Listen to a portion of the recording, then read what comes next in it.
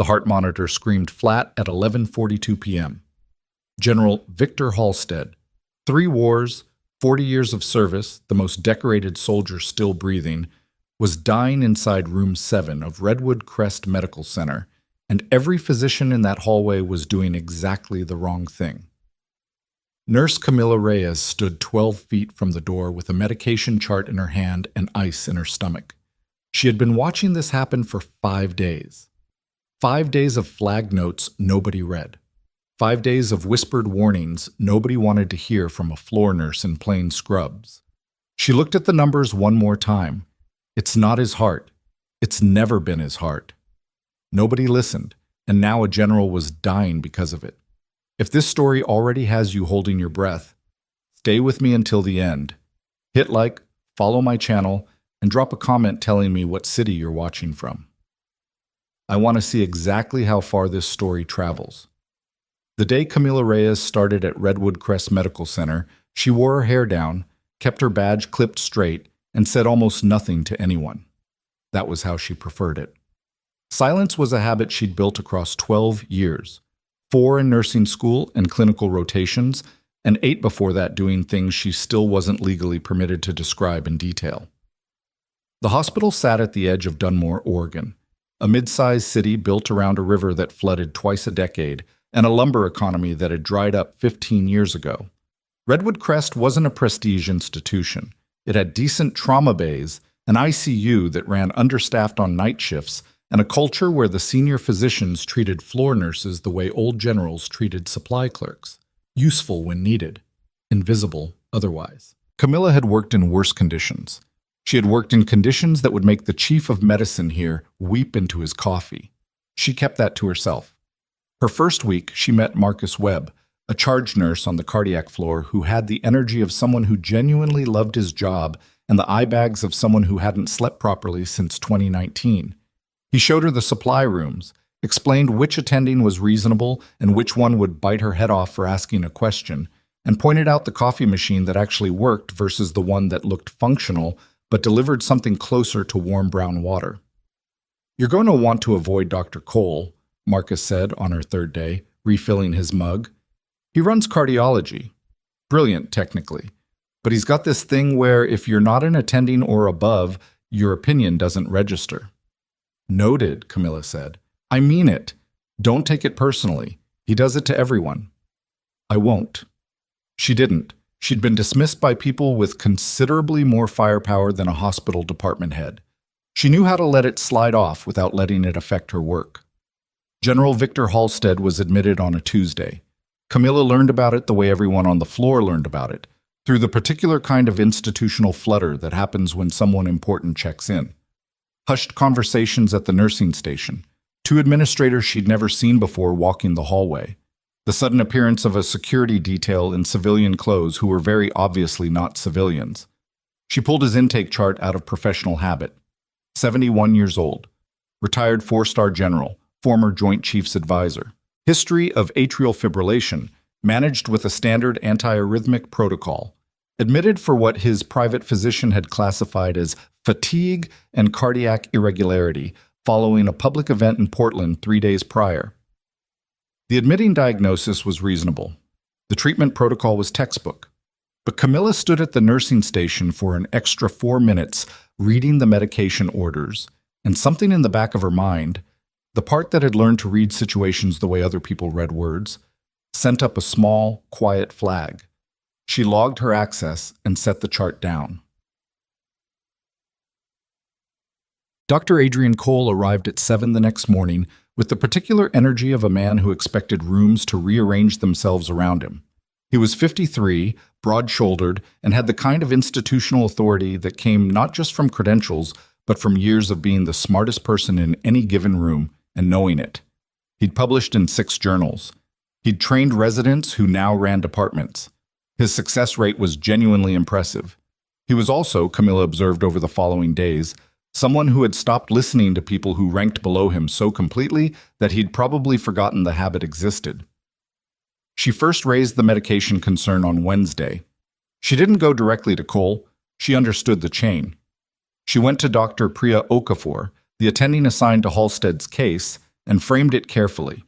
The antiarrhythmic the general had been on for 3 years, combined with the IV supplementation they'd started on admission, was creating a compounding effect on his potassium levels. The numbers were within range, technically, but they were moving in a consistent direction, and the direction was down, and the current protocol wasn't accounting for it. Dr. Okafor was competent and not unkind, but she was also stretched thin across 14 patients and running on 3 hours of sleep. She reviewed the note, said she'd flag it for Cole, and then got called away to a code on the second floor. The flag never made it to Cole. On Thursday, Camila requested a direct conversation with him through the proper channels. The message she got back through his assistant was that Dr. Cole would review the nursing notes in his own time and appreciated her thoroughness. He did not review the nursing notes. On Friday, she caught him in the hallway outside the cardiac ICU and said it plainly. General Halstead's potassium trend concerns me. The current protocol may be driving it lower without triggering a flag because the absolute values are still in low normal range. I think we should reassess the supplementation schedule. Cole looked at her badge, looked at her face. His expression wasn't hostile. It was something almost worse. It was the polite blankness of a man who had already categorized her. I'll take it under advisement, he said. I have the trending data if you... Thank you, Nurse Reyes. He walked away. She stood in the hallway for a moment, holding the printed trend analysis she'd spent 40 minutes compiling, then folded it and put it in the pocket of her scrubs. The mockery started small, the way it always does. Dana Forsyth was a senior floor nurse who had been at Redwood Crest for 11 years and wore that tenure like armor. She was efficient, competent, and had built a social architecture on the floor where her approval or disapproval carried actual weight. When Camila started making noise about Halstead's medication levels, Dana was the one who started calling her the detective. Not loudly, not cruelly, but consistently, in the particular tone that made it clear it wasn't a compliment. The detective's been to Cole's office again, Dana said Thursday afternoon at the nursing station, and 2 of the younger nurses laughed. Camila heard it. She wrote another note in the chart and kept moving. Marcus pulled her aside later that afternoon. You need to let this one go, he said, and she could tell he meant it kindly. Cole's not going to change his protocol because a floor nurse flagged a trend. That's not how it works here. I know how it works, Camila said. Then you know this is going to land on you, not on him, if you keep pushing. Probably. Marcus looked at her for a moment. Is it really that serious? She considered the question. I think it could be. Then document it and protect yourself. That's all you can do. She did document it. 5 separate notations across 4 days, each one precise, each one time-stamped, each one laying out the trend with the kind of clarity that left no room for interpretation. She wasn't building a case. She was doing her job. She also prepared something else, quietly, on her own time. Saturday came in cold and wet, the way Dunmore mornings did in October, with a low ceiling of cloud that pressed the light flat against everything. Camila started her shift at 6, ran her rounds, checked her patients. Halstead was in room 7, one of the private rooms with a partial window view and space for the security detail to position themselves without tripping over equipment. He was awake when she came in to check his vitals. He had the look of a man who had spent decades in institution beds and found the experience neither comfortable nor unusual. His face was weathered in the way that military service weathered people, not broken down but somehow set, like stone that had been shaped by something real. Morning, he said. Good morning, General. How's the sleep? Acceptable. He watched her check the monitor readings. You're the one who's been leaving notes in my chart. She looked up. I document my observations like any other nurse. 5 separate flags about my medication protocol. His eyes were steady. That's not routine documentation.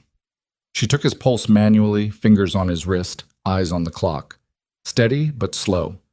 Slower than it had been yesterday. Your heart rate is down again, she said. I noticed. Are you feeling lightheaded at all? Any muscle cramping? Some. Last night. He paused. Should I be worried? She looked at him for a moment. He was 71 years old and had spent 40 years making decisions that cost people their lives if he got them wrong. He deserved a straight answer. I think your medication levels need to be reviewed, she said. I've raised it with your care team. They're looking into it. That last part was not entirely true, but it was the answer that kept him from the particular kind of anxiety that made cardiac patients worse. She was still working on the first part. "What's your name?" he asked. "Camila Reyes." He nodded once, like he was filing it. "Thank you, Nurse Reyes." She finished her checks, made her notes, and was halfway down the hallway when she heard the monitor change pitch behind her. It started as an irregularity. By the time she turned around, it had become something else entirely. The alarm from room 7 cut through the floor noise the way those alarms always do, not loud exactly, but at a frequency that changes the air. Camila was already moving before the sound fully registered. She pushed back through the door to find Halstead's eyes closed and his heart rate on the monitor dropping in a pattern she recognized the way you recognize a road you've driven 100 times in the dark. Not a heart attack, not a blockage. Something worse in its own way. A rhythm collapse driven by the exact electrolyte imbalance she'd been flagging for 5 days.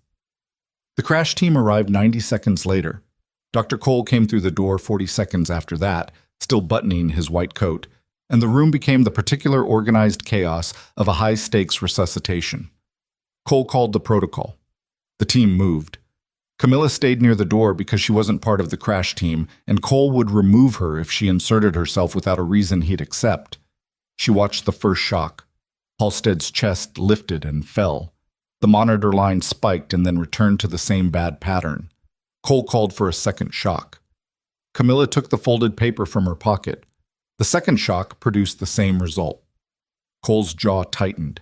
He called for medication, a standard antiarrhythmic push.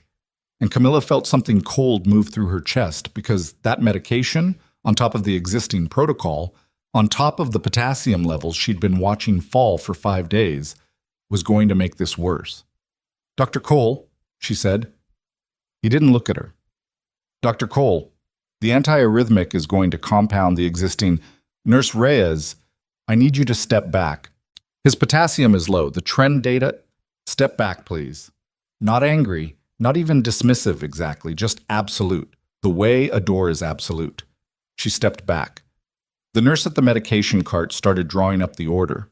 Camila stood at the edge of the room and looked at Victor Halstead, a man who had survived 4 combat zones, a man whose face was gray and still and wrong. And she made a decision. Not the kind of decision that came from confidence or ego, the kind that came from 5 days of being right and watching that rightness go nowhere, and understanding that there was a point past which silence wasn't professional deference. It was something else. She crossed the room in 6 steps, put her hand on the arm of the nurse drawing up the medication, and said quietly, "Hold that." The room went still. Cole turned around. "Remove yourself from this room immediately," he said, and this time there was nothing polite about it. "His potassium is at approximately 2.8, Camila said. "The trend data I've been filing for 5 days shows a consistent decline. Your antiarrhythmic push is going to drive it lower and you will lose him." "You don't have current lab values. We pulled labs 4 hours ago and the result isn't back because it got flagged routine instead of urgent. But I have 5 days of directional data and I'm telling you his rhythm is not responding because of electrolyte imbalance, not primary cardiac failure. If you push that medication, you will confirm it in the worst possible way." The monitor beeped steadily in the wrong pattern. Cole stared at her. She could see the calculation behind his eyes. The professional offense, the institutional authority, the very real possibility that she was wrong and he was right and she was going to look catastrophically foolish. And beneath that, because he was genuinely smart and genuinely good at his job even when he was also terrible at listening, the possibility that she wasn't wrong. "Get me a stat potassium level," he said to the room, not to her. "Now." Camila reached into the small case she'd brought into the room, the one she'd packed before her shift, quietly, the way she'd been trained to pack things before operations where you weren't sure exactly when you'd need what you'd brought, and placed a potassium replacement protocol on the crash cart, already calculated for Halstead's weight and current vitals. Nobody asked her where it came from. There wasn't time. The stat result came back 11 minutes later. Potassium, 2.6, critical low. The room moved, Cole moved. The replacement protocol went up, and the antiarrhythmic order was held, and Halstead's monitor, over the course of 23 minutes that felt considerably longer, began to shift. Camila stood in the corner of the room and kept her eyes on the numbers. The line steadied. Then it steadied more. Then it found something that looked, cautiously, like a rhythm the body might decide to keep. Cole stood at the bedside with his back to her, watching the monitor, and said nothing. Halstead's eyes stayed closed. The team began to move at a different pace. Still urgent, still careful, but with the particular quality that comes when a room goes from losing to holding. The alarms went from screaming to warning. The overhead light felt different. Marcus appeared at Camila's shoulder. "What just happened?" he asked quietly. "He needed potassium," she said. "Cole was about to push the wrong thing." "Yes." Marcus was quiet for a moment. "You stopped him?" "Yes." "In front of the entire crash team?" "Yes." She looked at Marcus. "I know." She knew what it would cost her. She'd known it when she crossed the room. That was the calculation she'd made. Not whether she was right, because she was confident she was right, but whether being right was worth what was coming after. She looked at Halstead's face, still gray, still, but breathing steadily now with the monitor telling a better story than it had been telling 4 minutes ago. She decided it was. "Nurse Reyes." Cole's voice was controlled in the way that controlled voices were always actually not controlled at all. "I need you to go to the nursing station and wait for me there." She held his gaze for a moment. "Of course," she said, and walked out. Behind her, as she pushed through the door and into the flat fluorescent light of the hallway, she heard Victor Halstead's monitor beeping in a rhythm that sounded, for the first time in 5 days, like something that intended to continue. She didn't look back. She walked to the nursing station, sat down in the chair at the end of the counter, placed her folded trend analysis on the desk in front of her, and waited. Down the hall, through the door she'd just walked through, the crash team was stabilizing a general who had been minutes from a death that nobody in that room except her, had seen coming in time. She folded her hands on the desk. Cole was going to come through that hallway in approximately 8 minutes. He was going to be furious or cold or both. He was going to talk about chain of command and professional conduct and the gravity of what she'd done in front of his team. She was ready for all of it.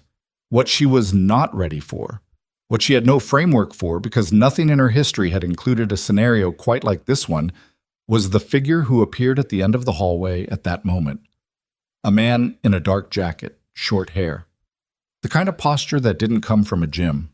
He was moving with the particular economy of motion of someone who knew exactly where he was going and had been places where getting there fast was the difference between different kinds of outcomes. He stopped at the nursing station. He looked at her badge. He looked at her face. "Major Reyes," he said. "Not nurse. Not Miss Major." Her breath stopped somewhere in her chest and didn't immediately come back. The man opened a credentials wallet and held it in front of her for exactly the right amount of time. Long enough to read, short enough to make clear this wasn't a social visit.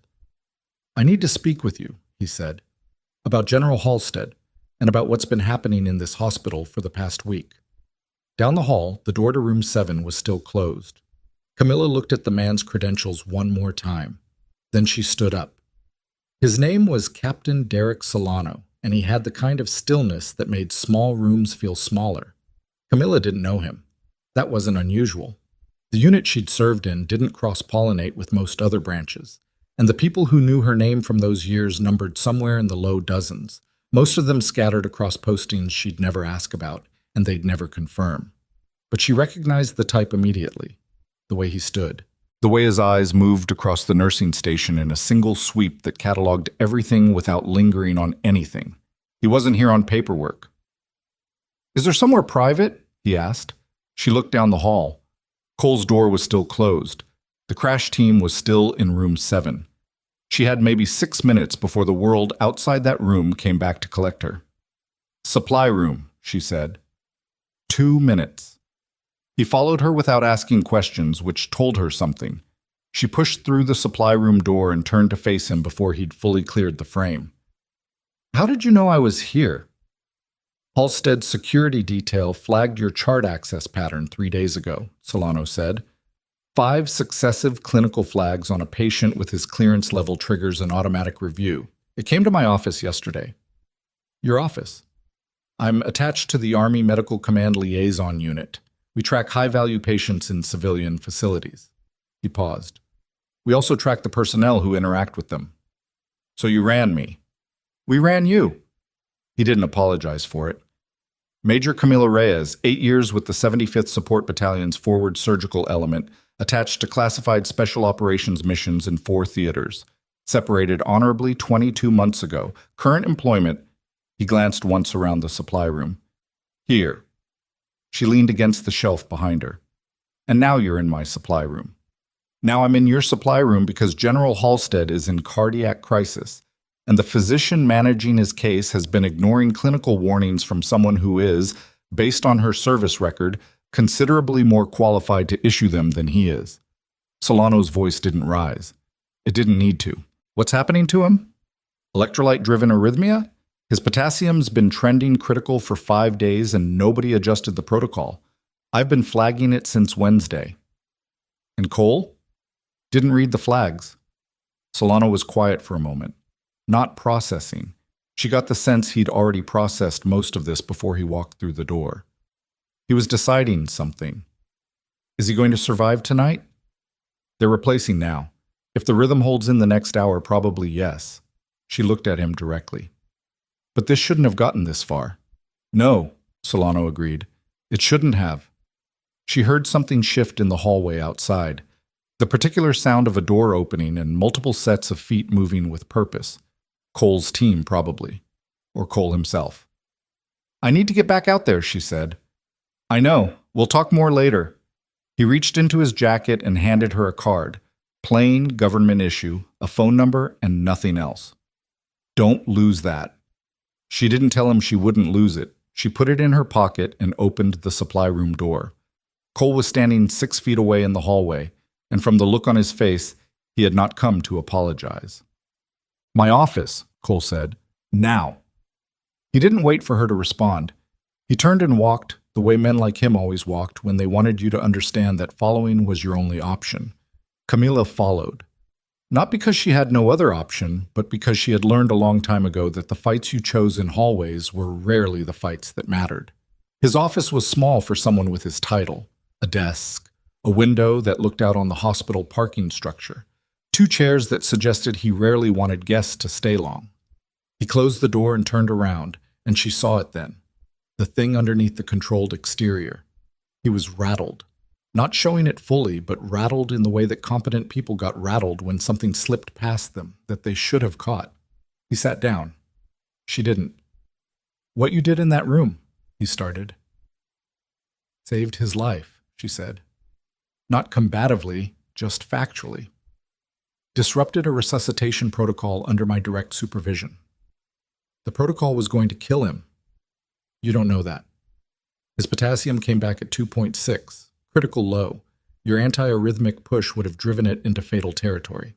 She held his gaze. I do know that. Cole's jaw moved. You had no authorization to touch that medication cart. I didn't touch the medication cart. I put my hand on the arm of the nurse drawing up the order and asked her to hold. That's a conversation, not a medical intervention. Don't play semantics with me. I'm not. She put her hands in her pockets, felt the card Solano had given her between 2 fingers.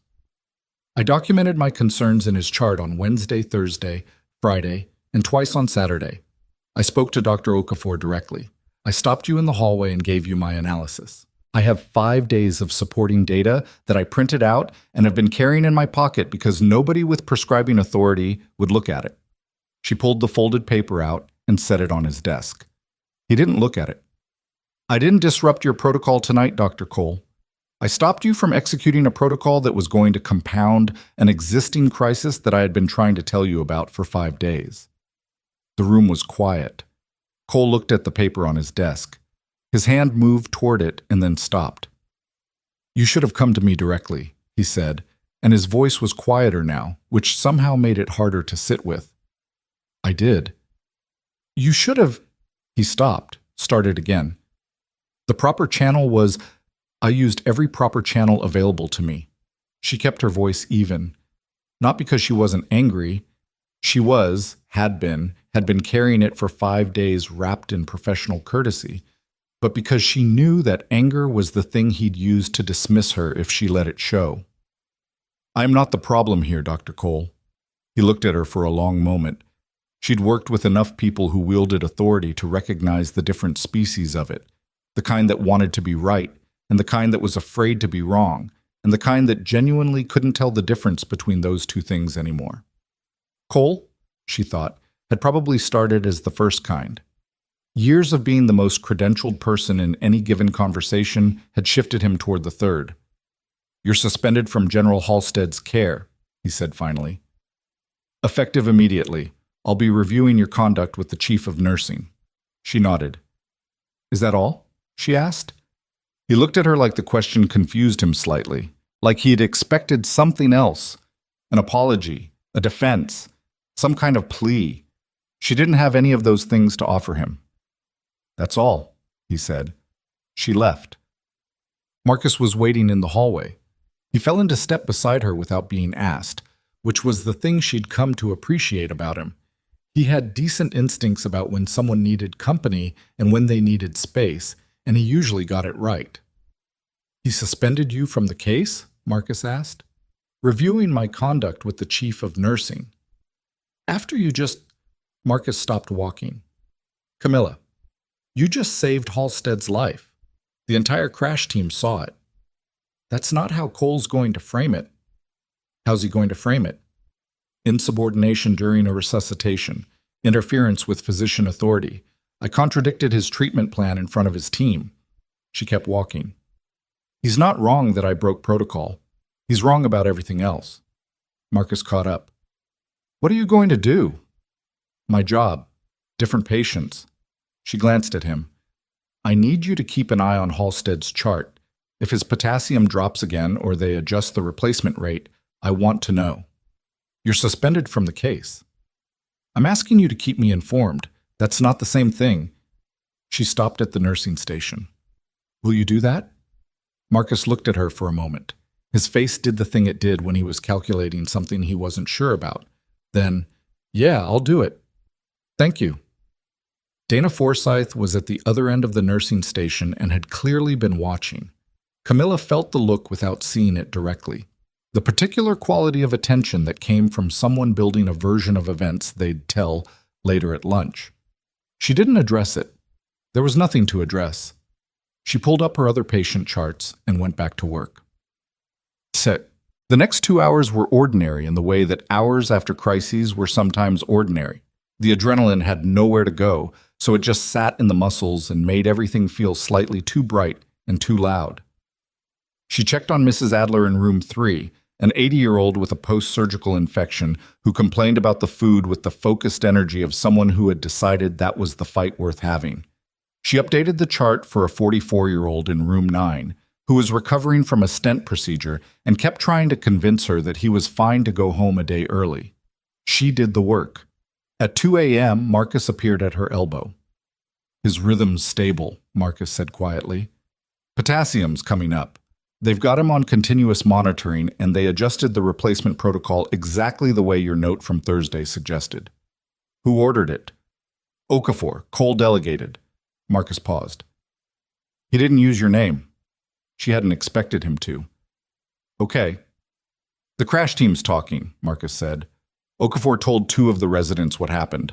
About the potassium, about your flags, about Cole almost pushing the antiarrhythmic." He looked uncomfortable. "It's moving fast."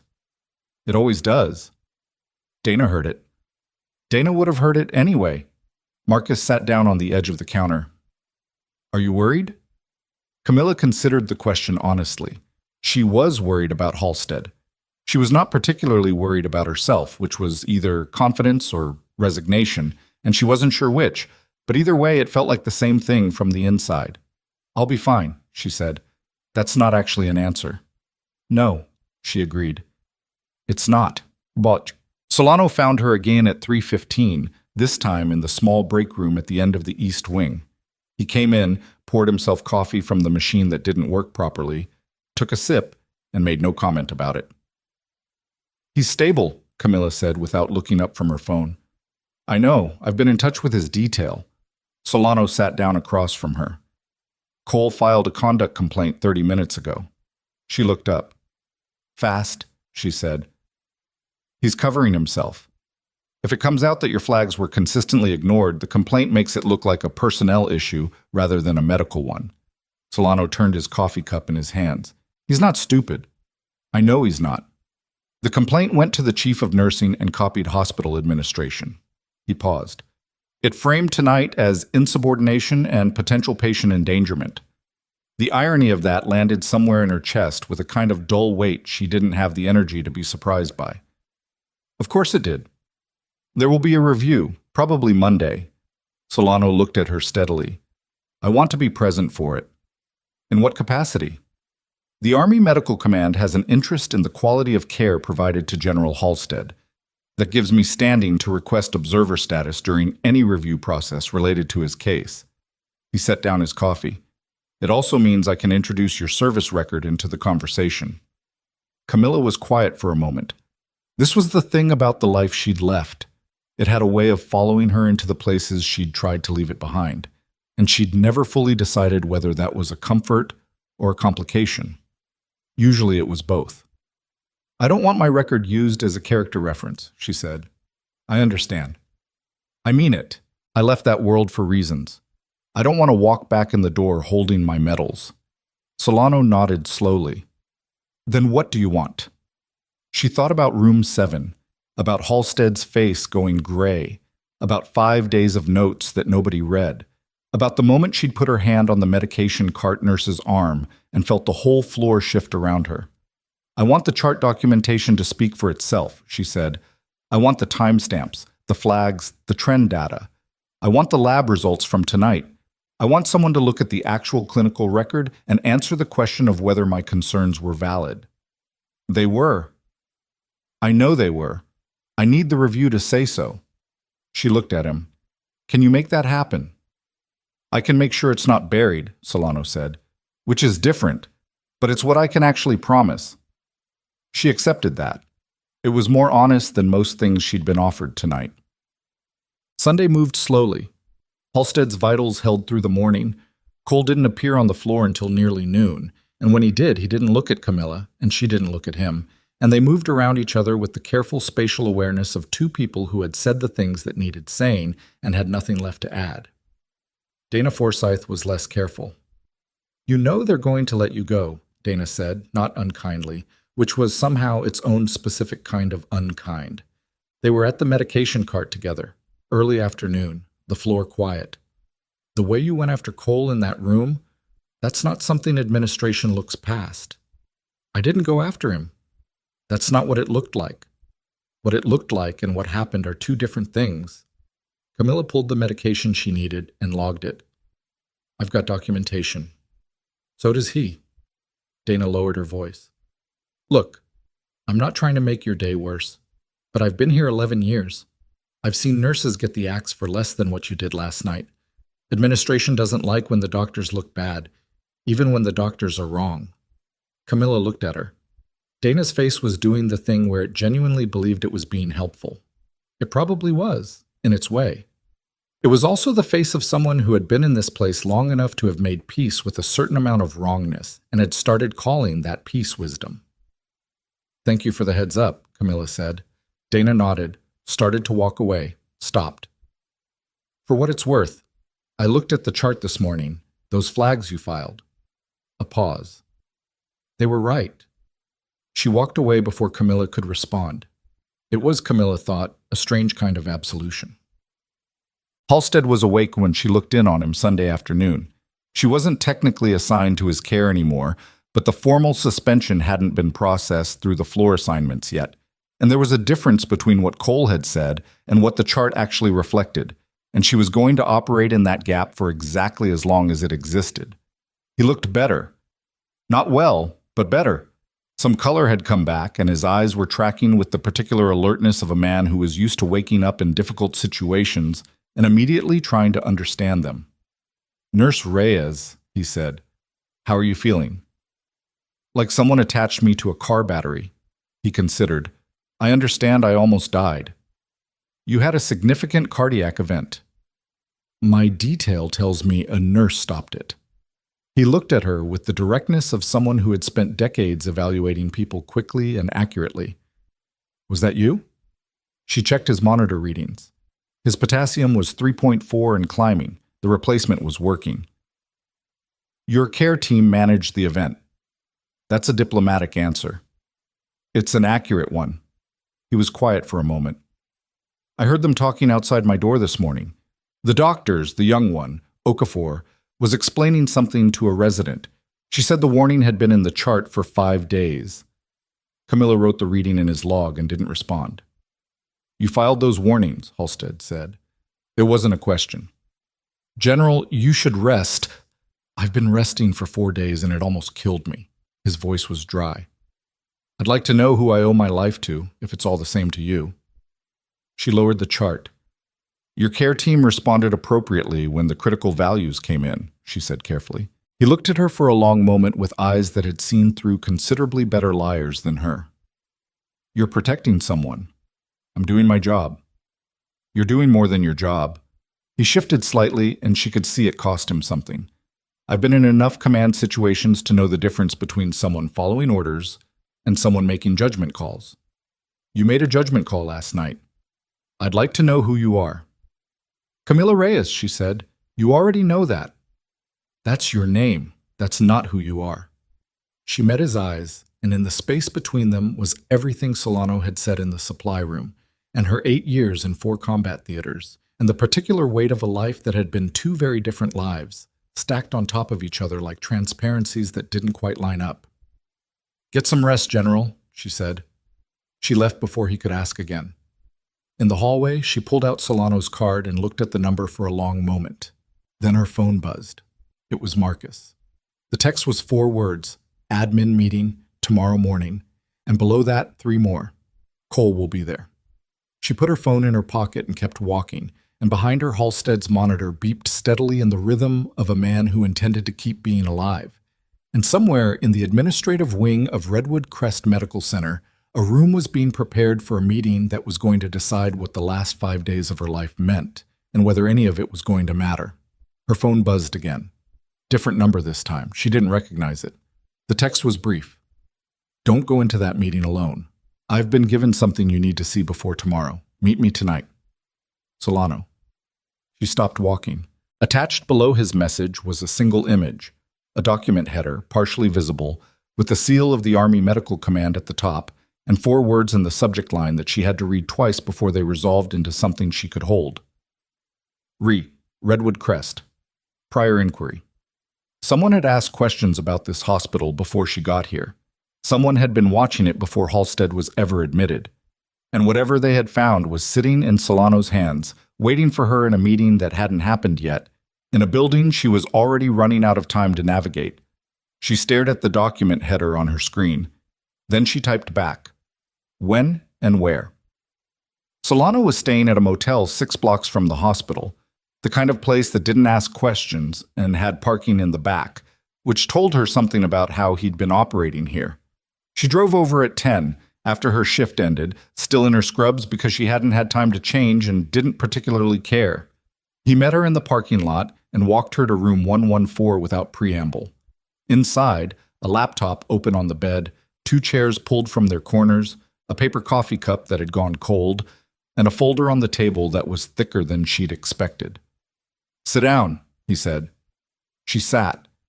He opened the folder and turned it toward her. The document header she'd seen in the text was the first page. Behind it were 14 more. She started reading, and he let her read, which she appreciated. People who summarized documents while you were trying to read them were a specific kind of exhausting. It took her 8 minutes to get through it. This is a prior investigation, she said. Preliminary inquiry. Started 7 weeks ago before Halstead was admitted. The trigger was a billing anomaly flagged by Army Medical Command during a routine audit of contracted civilian facilities.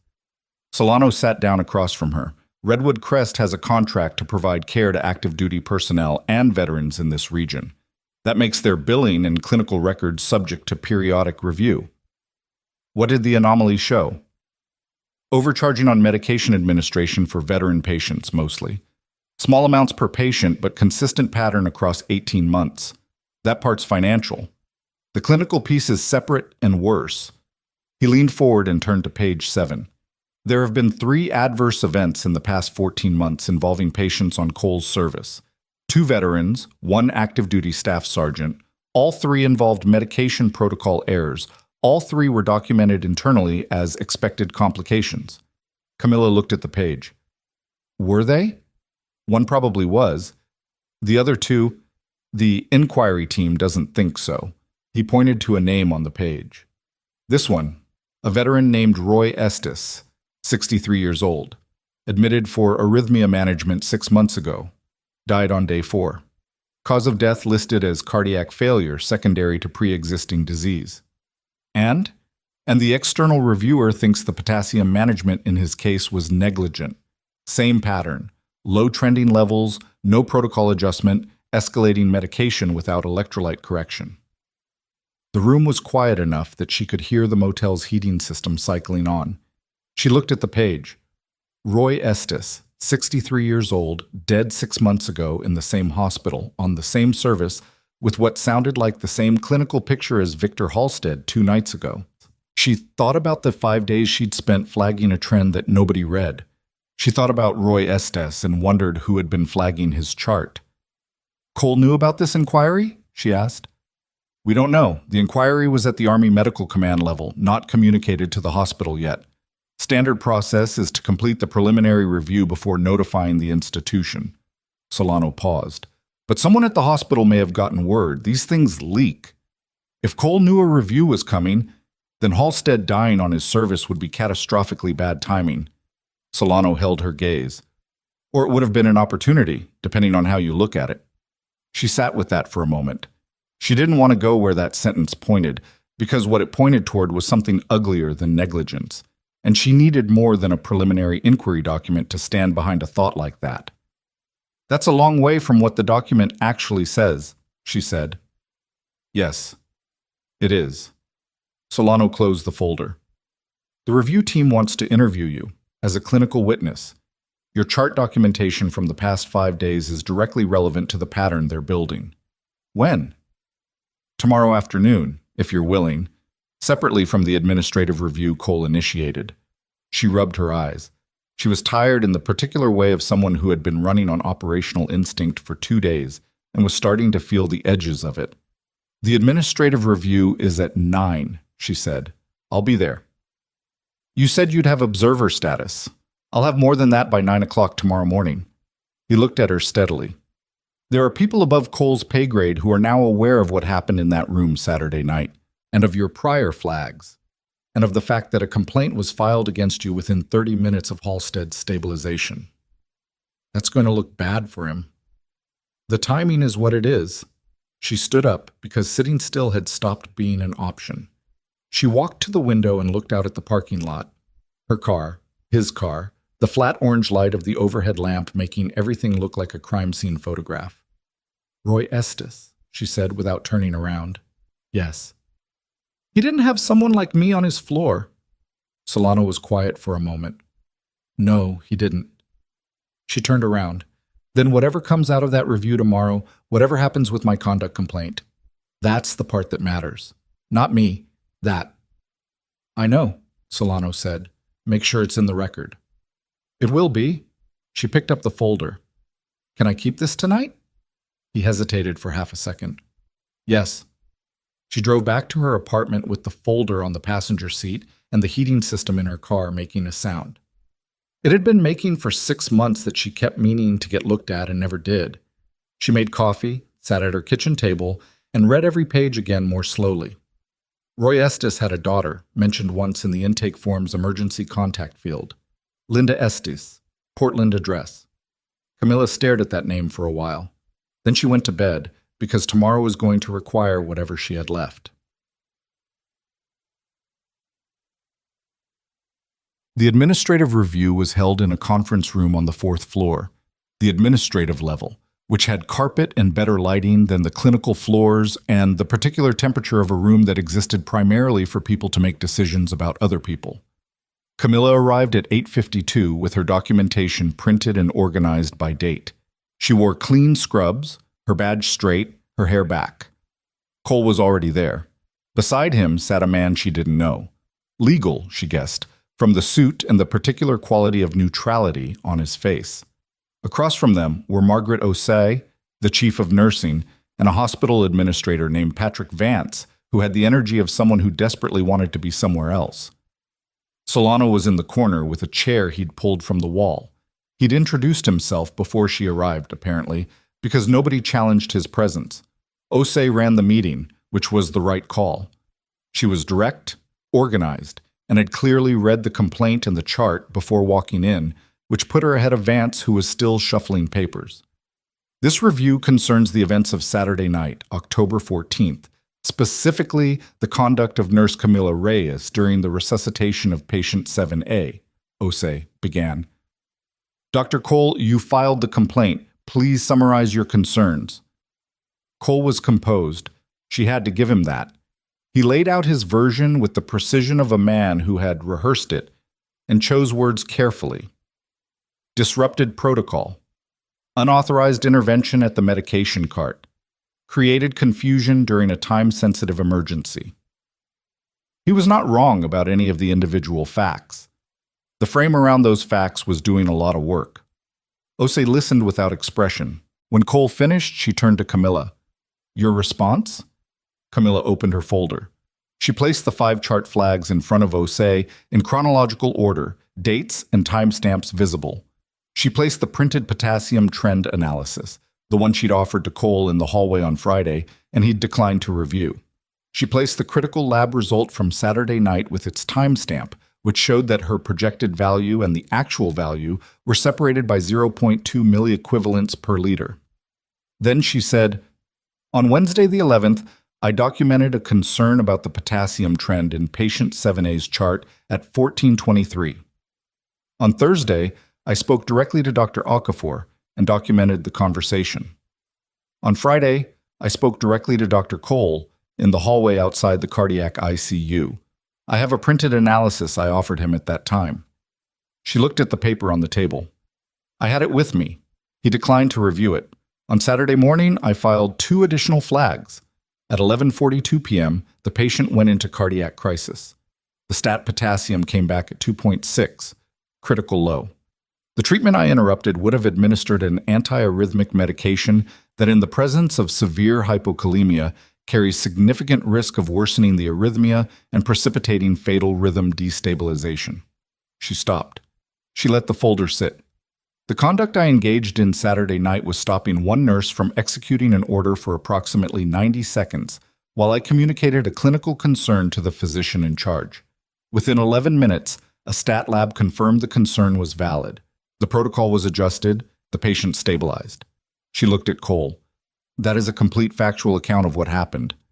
Vance was no longer shuffling papers. Cole's legal consultant wrote something down. Osei looked at the chart flags, then at Cole, then back at Camila. Dr. Cole, were you aware of these prior documentation entries? A beat of silence. I reviewed nursing notes as part of my general oversight, Cole said. That's not an answer to my question, Osei said. Another beat. I was aware that nursing concerns had been flagged. Did you take clinical action in response to any of these flags before Saturday night? The room was quiet enough to hear the ventilation system. The values were within normal range at the time, Cole said. The trend was noted but not considered clinically urgent given the absolute numbers. The trend predicted the critical value, Camila said. Nurse Reyes. The trend is in the chart. The analysis I prepared is in that folder. The prediction and the outcome are separated by 0.2 milliequivalents and 11 minutes. She kept her voice even. I am not characterizing Dr. Cole's decision. I am describing the documented clinical record. Solano said nothing from his corner. He didn't need to. Osei set down the chart flag from Wednesday and looked at the room. I'd like to recess for 15 minutes. Camila stood in the hallway and drank water from a paper cup and stared at the linoleum. Marcus had texted her twice during the meeting. She'd had her phone on silent and read the messages now. Halstead's potassium at 3.8. Team's happy. Cole hasn't been on the floor this morning. And then, 20 minutes later, there's a guy in a uniform down here, not Solano. Different uniform. He's been in with Halstead for 40 minutes. She read that twice. She was typing a response when the conference room door opened and Osei appeared. "Come back in," she said. The 15-minute recess had done something to the room. Vance had moved his chair slightly away from Cole's side of the table. The legal consultant had put his pen down. Osei sat down and looked at Camila. "The documentation you've provided is being added to the official record of this review," she said. "I'm not in a position to conclude this review today. I'm extending it pending a full clinical audit of patient 7A's care from admission to the present." She looked at Cole. "Dr. Cole, pending that audit, I'm recommending that you step back from primary management of this patient." Cole's face moved. "Margaret, it's a recommendation, Adrian, not a suspension." Her voice was careful. "But the chart record needs to be reviewed by someone without a direct stake in its outcome." The legal consultant put his pen back down and picked it up again. "What about the complaint against Nurse Reyes?" Vance asked. He was trying to find the version of this that didn't blow up in administration's face, which she understood, but the question still landed badly. "The complaint is noted in the record," Osei said. "Given the clinical context, I find no basis for disciplinary action. The conduct described, while outside standard protocol, appears to have been medically warranted and is supported by prior documentation." She looked at Camila. "That's not an endorsement of the method. It's a recognition of the outcome." "I understand," Camila said. "You're reinstated to full duty, not specifically to patient 7A's care.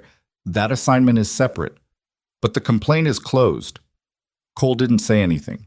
He gathered his papers with the deliberate care of someone keeping their hands occupied because the alternative was worse. Solano caught her eye from the corner. She gave him nothing back. There was no version of right now that deserved a victory expression. Oh. She was back on the floor by 10:30. Marcus met her at the nursing station with the particular look of someone who had news and wasn't sure how it was going to land. "The uniform," she said. "Who was it?" "Colonel, I think. Brigadier General, maybe. I don't know the insignia well enough." Marcus, "The uniform," she said. "Who was it?" "Colonel, I think. Brigadier General, maybe. I don't know the insignia well enough." Marcus lowered his voice. "He was in with Halstead for almost an hour. When he came out, he went directly to the administrator's office. Didn't stop at the nursing station. Didn't talk to any of the care team." "Did you catch a name?" Halstead's detail called him General Ferris. She went still. Brigadier General Wallace Ferris. She knew that name. She hadn't heard it in 22 months, but she knew it the way she knew a handful of names from that part of her life. Not from working alongside him directly, but from the particular way his name had been spoken in certain rooms, in certain contexts, by people whose operational judgment she trusted completely. Ferris had run the oversight committee for the classified surgical support program her unit had been attached to in its last deployment. He was the person who had signed off on the mission logs that contained her name. He was here, in this hospital. The day before, an Army Medical Command inquiry team was scheduled to interview her. She looked at Marcus. "Is he still in the building?" "Last I saw, still in Vance's office." She was already moving. She didn't go to Vance's office. She went to room 7 because that was where the thread started, and that was where her instincts told her to pull it. Halstead was sitting up. More color than yesterday. The monitors behind him read normal sinus rhythm, potassium 3.9, the numbers of a man who had been close to the edge and come back from it. He looked at her when she came through the door, and his expression did something she hadn't seen on it before, something that was not quite relief and not quite recognition, but some combination of the two that sat between them in the room. "Wallace Ferris was just here," she said. No preamble. "I know," Halstead said. "I called him." She stood at the foot of his bed. "Why?" "Because I needed someone here who could do what needs to be done." He shifted. "Sit down, Major." The rank again. Direct this time. She sat in the chair beside his bed. "I'm not active duty," she said. "I know what you are and what you aren't." He looked at her steadily. The eyes were clearer today. The medication fog was lifting, and what was underneath was sharp in the way that decades of command sharpened people. I also know what you did. Not what the nurses are saying in the hallway, not what the administrator told me this morning. What you actually did. He paused. You read my chart. You identified a clinical pattern that trained physicians missed or ignored. You documented it 5 separate times. You put yourself directly in front of a physician who was about to make a fatal error, and you stopped him. I was doing my job. You were doing considerably more than your job, and you know it, and so do I, and the pretense is getting old. His voice wasn't harsh. It was the voice of a man who had watched people minimize themselves in front of authority for 40 years and had learned to name it. Solano briefed me this morning. He shouldn't have done that without I outrank him by quite a bit, so he did what he was asked. Halstead looked at his hands for a moment. They were steady, which was better than they'd been 2 days ago. I also asked him to pull your service record. He told me you'd object. I do. I understand, and I read it anyway. He looked at her. Ferris Province, 2019. You stabilized 4 casualties under active fire while the surgical tent was being repositioned. One of them was a colonel who couldn't have survived another 20 minutes without what you did. He paused. The after-action report says you performed a field thoracostomy with improvised equipment. That's classified. That's in my hands because I have clearance to read it and because you are sitting in my hospital room having saved my life, and I wanted to understand who I was dealing with. His eyes didn't move from hers. What are you doing here, Camila? She sat with the question, not the surface version. What are you doing in Dunmore, Oregon? In a mid-sized regional hospital? But the one underneath it, the one she'd been turning over since she separated and moved into a studio apartment and filled out a nursing application and told herself this was the next thing. The same thing I always did, she said finally. Keeping people from dying. Without the recognition. I never needed the recognition. He looked at her for a long time. No, I don't think you did. He reached to the bedside table and picked up a folded piece of paper. Ferris is requesting a formal Army Medical Command inquiry into the clinical management of my care. Full scope, from admission to present. It supersedes the hospital's internal review. She looked at the paper. That's significant. Yes. Cole's going to know what it means. Yes, he is. Halstead held the paper out to her. Ferris wants your clinical documentation included in the inquiry record. All of it. Every flag, every note, the trend analysis, the conversation logs. He paused. He also wants your testimony. She took the paper but didn't open it. This is going to take Cole's case apart. If the evidence supports it, it does. Then it will. Halstead leaned back slightly. I'm sorry it took this long for someone to listen. The sentence landed differently than she expected. She'd heard apologies from commanders before. They were usually the kind that covered institutional backside rather than acknowledged each individual cost. This one sounded like something else. Something tireder and more honest. It's not your fault, she said. No, but it's mine to acknowledge. He looked toward the window. Ferris is meeting with your hospital administrator right now. By the end of today, this case is out of Redwood Crest's hands. Her phone buzzed. She looked at the screen. Solano, get to the 4th floor, now. Cole just walked into Vance's office and Ferris is still in there. I can hear them from the hallway. She stood up. Halstead saw her face. Go, he said. She went. She took the stairs to the 4th floor because the elevator was too slow and she needed the movement, needed something to do with the particular quality of adrenaline that wasn't quite fear but lived in the same neighborhood. She pushed through the stairwell door and into the carpeted administrative hallway and found Solano 15 feet from Vance's closed office door, standing with his arms loose at his sides and his face doing the controlled neutral thing that meant whatever was happening behind that door was not going well for someone. How long? She said, low. 4 minutes, Solano said. Cole didn't know Ferris was here until he walked in. She listened. The voices from inside were muffled but not inaudible. The walls in this section were thinner than anyone had probably considered when they scheduled important conversations here. She caught fragments. Cole's voice, controlled but with an edge she hadn't heard from him before. Ferris's voice, lower, the kind of flat authority that didn't need volume.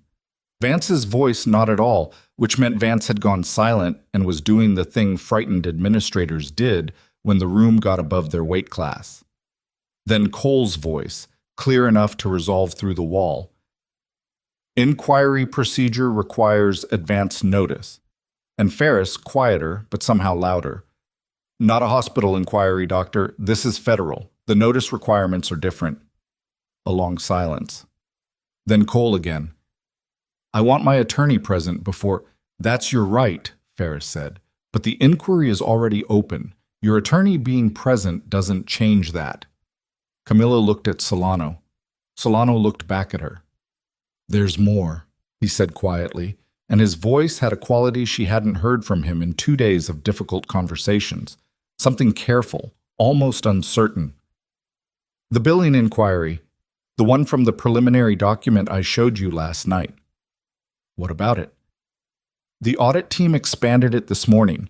When they pulled the full medication administration records against the billing codes, he stopped, glanced at the closed door.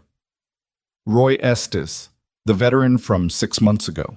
The records show he was billed for a potassium replacement protocol that was never administered. She heard what that meant. The cold thing moved through her chest again, sharper than before. He was billed for a treatment he never received, she said. Yes. And he died. Yes. She turned toward the window at the end of the hallway, the parking structure outside, the flat gray October sky, the river in the distance, barely visible, the one that flooded twice a decade. That's not negligence, she said. No, Solano agreed. The inquiry team doesn't think so either. From behind Vance's door, Cole's voice said something she couldn't make out, and Ferris's voice came back with 2 words that came through the wall with complete clarity. Sit down. And then silence. And in that silence, her phone buzzed again. Not Solano this time, a number she didn't recognize, and when she opened the message, there were 6 words and a name that stopped her breathing entirely. This is Linda Estes. My father is Roy. I've been trying to reach someone at that hospital for 6 months. Someone just told me to contact you. She stared at the message for 3 seconds, then typed back. How did you get this number? The response came in under a minute. A Captain Solano called my mother's house this morning. She passed the number to me. He said someone at Redwood Crest had been documenting concerns that related to my father's case. He said to reach out if I wanted to talk. Camila looked at Solano. He was already watching her. I called her this morning, he said, before the review. I didn't know if it would go anywhere. You should have told me. Yes, he said. I should have. She turned back to her phone, typed, I'm at the hospital now. Can you come in today? 3 dots. Then, I've been trying to get someone at that hospital to talk to me for 6 months. I can be there in 2 hours. She put the phone in her pocket and looked at the closed door of Vance's office. From inside, nothing audible now. Just the particular silence of a room where a conversation had moved somewhere too serious for raised voices. When Ferris comes out, she said to Solano, he needs to know about Linda Estes. He already does. I briefed him before he went in. Solano paused. That's partly why he's in there. She looked at him. The billing record for Roy Estes, Solano said, shows a potassium replacement protocol that was ordered, documented as administered, and billed to the VA. The pharmacy dispensing log shows it was never drawn. The nursing administration record for that shift shows it was signed off by a nurse who is no longer employed here. He kept his voice low and level. She left Redwood Crest 4 months ago, took a position in Sacramento. The inquiry team contacted her this morning. She signed off on a treatment that wasn't given. She says she was told to. She says the order came from the attending, Cole. She didn't name him in the initial contact, but she didn't not name him either. Solano's jaw moved. She's scared. She left this hospital 4 months ago, and she's scared, which tells you something about what working here under Cole felt like, if you were paying attention to things he didn't want paid attention to. Camila stood with that for a moment. The full shape of it was coming into focus now. Not cleanly, not with the kind of satisfying geometric clarity that things had in retrospect, but the way real situations came into focus, which was partially and unevenly and with gaps that still needed filling. Roy Estes had needed potassium replacement. The order had been written. The treatment had not been given. He had died. Someone had signed off on a treatment that didn't happen and billed for it, and a 63-year-old veteran's daughter had spent 6 months trying to get someone at this hospital to return her calls. "The nurse in Sacramento," Camila said. "Is she willing to talk to the inquiry?" "She's thinking about it." "That means probably yes, but she needs someone to tell her it's safe." "Yes." "Can Ferris give her that?" "Ferris can give her federal witness protections if it comes to that, which changes the calculus." Solano glanced at the office door. "It depends on what Cole says in there and how fast this moves." The door opened. Ferris came out first, mid-60s, compact, the kind of bearing that didn't announce itself because it didn't need to.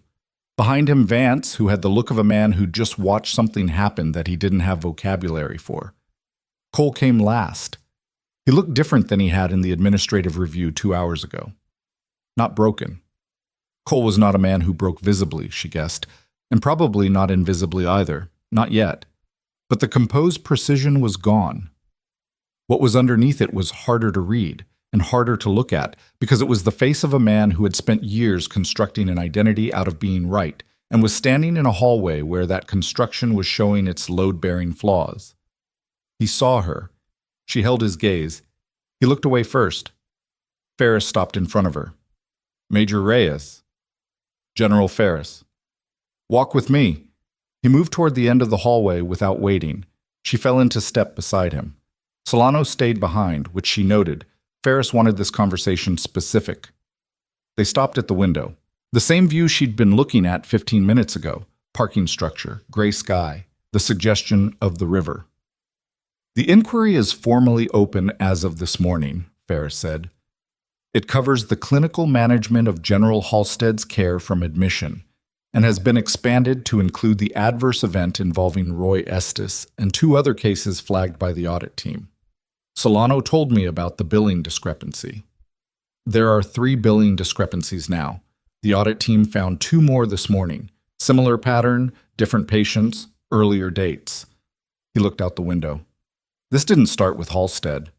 "No," she said. "It didn't. Your documentation is going into the inquiry record today. All 5 flags, the trend analysis, the timeline." He turned to look at her. "I also want your clinical assessment of the Estes case, to the extent you can offer it based on the records available."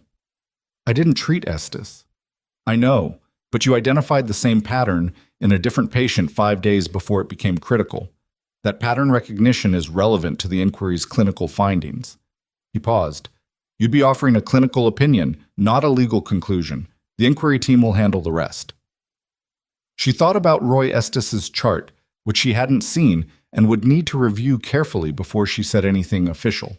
She thought about the gaps that would be there, the missing administration record, the billing code, the signature of a nurse who'd moved to Sacramento and was thinking about whether it was safe to tell the truth. "I'll need to review his records before I can offer anything substantive," she said. "That access is being arranged." Ferris looked at her steadily. "I want to be direct with you about something. Please, this inquiry is going to be ugly. Not for you. Your record is clean and your documentation is exemplary. But for this hospital, for Cole, and for the administration that allowed this pattern to develop, it's going to be public, consequential, and not fast." He paused. "People are going to try to make you part of the mess because that's what happens when a whistleblower is easier to attack than the underlying problem. You should be prepared for that." "I've been prepared for that since Wednesday," she said. Ferris looked at her for a moment. Something in his face shifted slightly. Not warmth exactly, but recognition. "Halstead told me what you said to him this morning, that you were doing the same thing you always did." "It's true." "It is." He straightened. "I'm going to need you on the floor this afternoon when Linda Estes arrives. Not in an official capacity. The inquiry interview will be handled separately, but she's going to want to talk to someone who actually listened, and right now you're the only person in this building who qualifies." Linda Estes was 51 years old and drove a 10-year-old Subaru and had the look of someone who had been angry for 6 months in the specific way that grief became anger when it had nowhere to go. She came through the hospital's main entrance at 12:40 with a tote bag over one shoulder and a folder under her arm, and she stopped at the information desk and asked for Camila Reyes with the particular determination of someone who had practiced asking for things that weren't given. Camila met her in the lobby. They shook hands. Linda's grip was firm and her eyes were red-rimmed but dry, the way eyes were when the crying had happened somewhere else and what was left was just the aftermath. "Thank you for agreeing to see me," Linda said. "I'm sorry it took this long for someone to reach out to you," Camila said. Linda's jaw moved. 6 months, she said. "I called 9 times. I sent 3 letters. I got 2 voicemails from an administrator named Vance saying my concerns were being reviewed." She looked around the lobby, the reception desk, the volunteer at the welcome table, the elevators beyond. "My father came in here alive. He had a history, but he was managing. He died on day 4. "I know." "He was 63. He coached youth baseball for 15 years. He had a garden." Linda said it like she needed Camila to understand that Roy Estes had been a specific person and not a case number. "He was not supposed to die on day 4. "No," Camila said. "He wasn't." She brought Linda to a small family consultation room off the main lobby. Private, neutral, not a clinical space. She sat across from her and didn't try to manage the conversation or steer it toward anything useful yet. She just let Linda talk, because Linda had been trying to talk to someone at this hospital for 6 months, and the first thing she needed was for someone to actually listen. It took 40 minutes. Linda had a timeline. She'd built it herself, from discharge paperwork and billing statements and the death certificate and what the on-call physician had told her on the phone the night her father died, which was careful and vague in the way of someone who knew something had gone wrong and was not yet sure of their legal exposure. She had questions she'd been carrying for 6 months, some of which Camila could answer, and some she couldn't yet, and some that the inquiry would need to address. "The medication," Linda said, toward the end. "The billing statement shows they gave him a potassium treatment, but when I called to ask about his care, the nurse I spoke to, not the one from that night, a different one, she said she didn't see it in the notes, that there was a discrepancy." She opened her folder. "I wrote that down. I wrote everything down." Camila looked at the handwritten notes. 6 months of a daughter trying to understand how her father had died in a place that was supposed to help him. "The inquiry team is going to want to see that timeline," Camila said. "I'll give them everything I have." Linda closed the folder. "Is he in trouble? The doctor?" She meant Cole. She didn't know his name, probably. Camila hadn't used it, and Linda hadn't asked. Not yet. "The inquiry is open," Camila said carefully. "I can't tell you what the outcome will be, but I can tell you that what you've been trying to say for 6 months is now being heard by people who have the authority to do something about it." Linda looked at her for a moment. Her eyes were still dry. The anger was still there underneath, and probably always would be. That was the nature of it. When someone you loved died from something that didn't have to happen, you didn't stop being angry, you just learned where to put it. "The administrator," Linda said. "Vance. He told me in his last message that the care my father received was consistent with accepted clinical standards. That assessment is being reviewed." "Reviewed," Linda repeated. Not bitterly, exactly, just noting the word. "By a federal inquiry team," Camila said. "Not by this hospital." Linda held her gaze for a moment. Then she nodded once, slowly, and some of the held tension in her shoulders moved somewhere else. Chat. Cole's attorney arrived at 2 p.m. A woman named Bridget Noor, who moved through the hospital lobby with the specific briskness of someone billing by the hour and not inclined to waste any of them. She went directly to the administrative floor and was in Vance's office for 90 minutes. When she came out, she went to Cole's office and closed the door.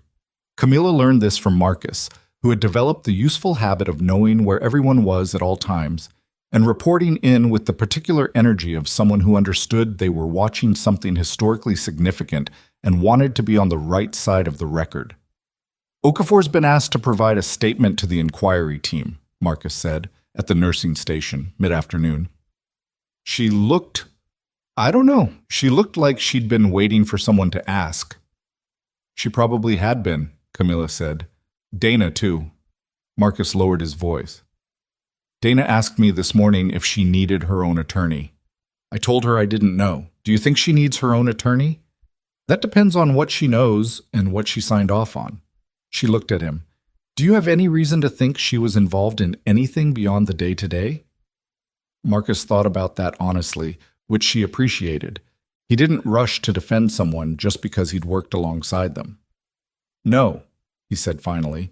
I think she's someone who noticed things and made a decision not to push them.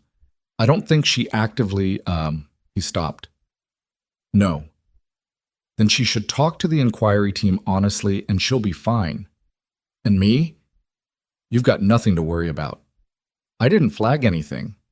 You didn't see anything to flag. She looked at him. There's a difference between not flagging something you saw and not seeing it. You're in the second category. He let out a breath. How are you so calm about all of this? She thought about it. She wasn't calm, exactly.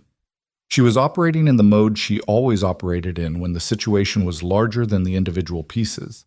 The part of her that had been trained to break complicated problems into immediate tasks and work the tasks without letting the size of the problem paralyze the execution. It wasn't calm. It just looked like calm from the outside. Practice, she said. The inquiry team formally interviewed her at 4 p.m. in a conference room that Ferris's people had commandeered from hospital administration. Not the same room as the morning's review, a different one, which felt intentional.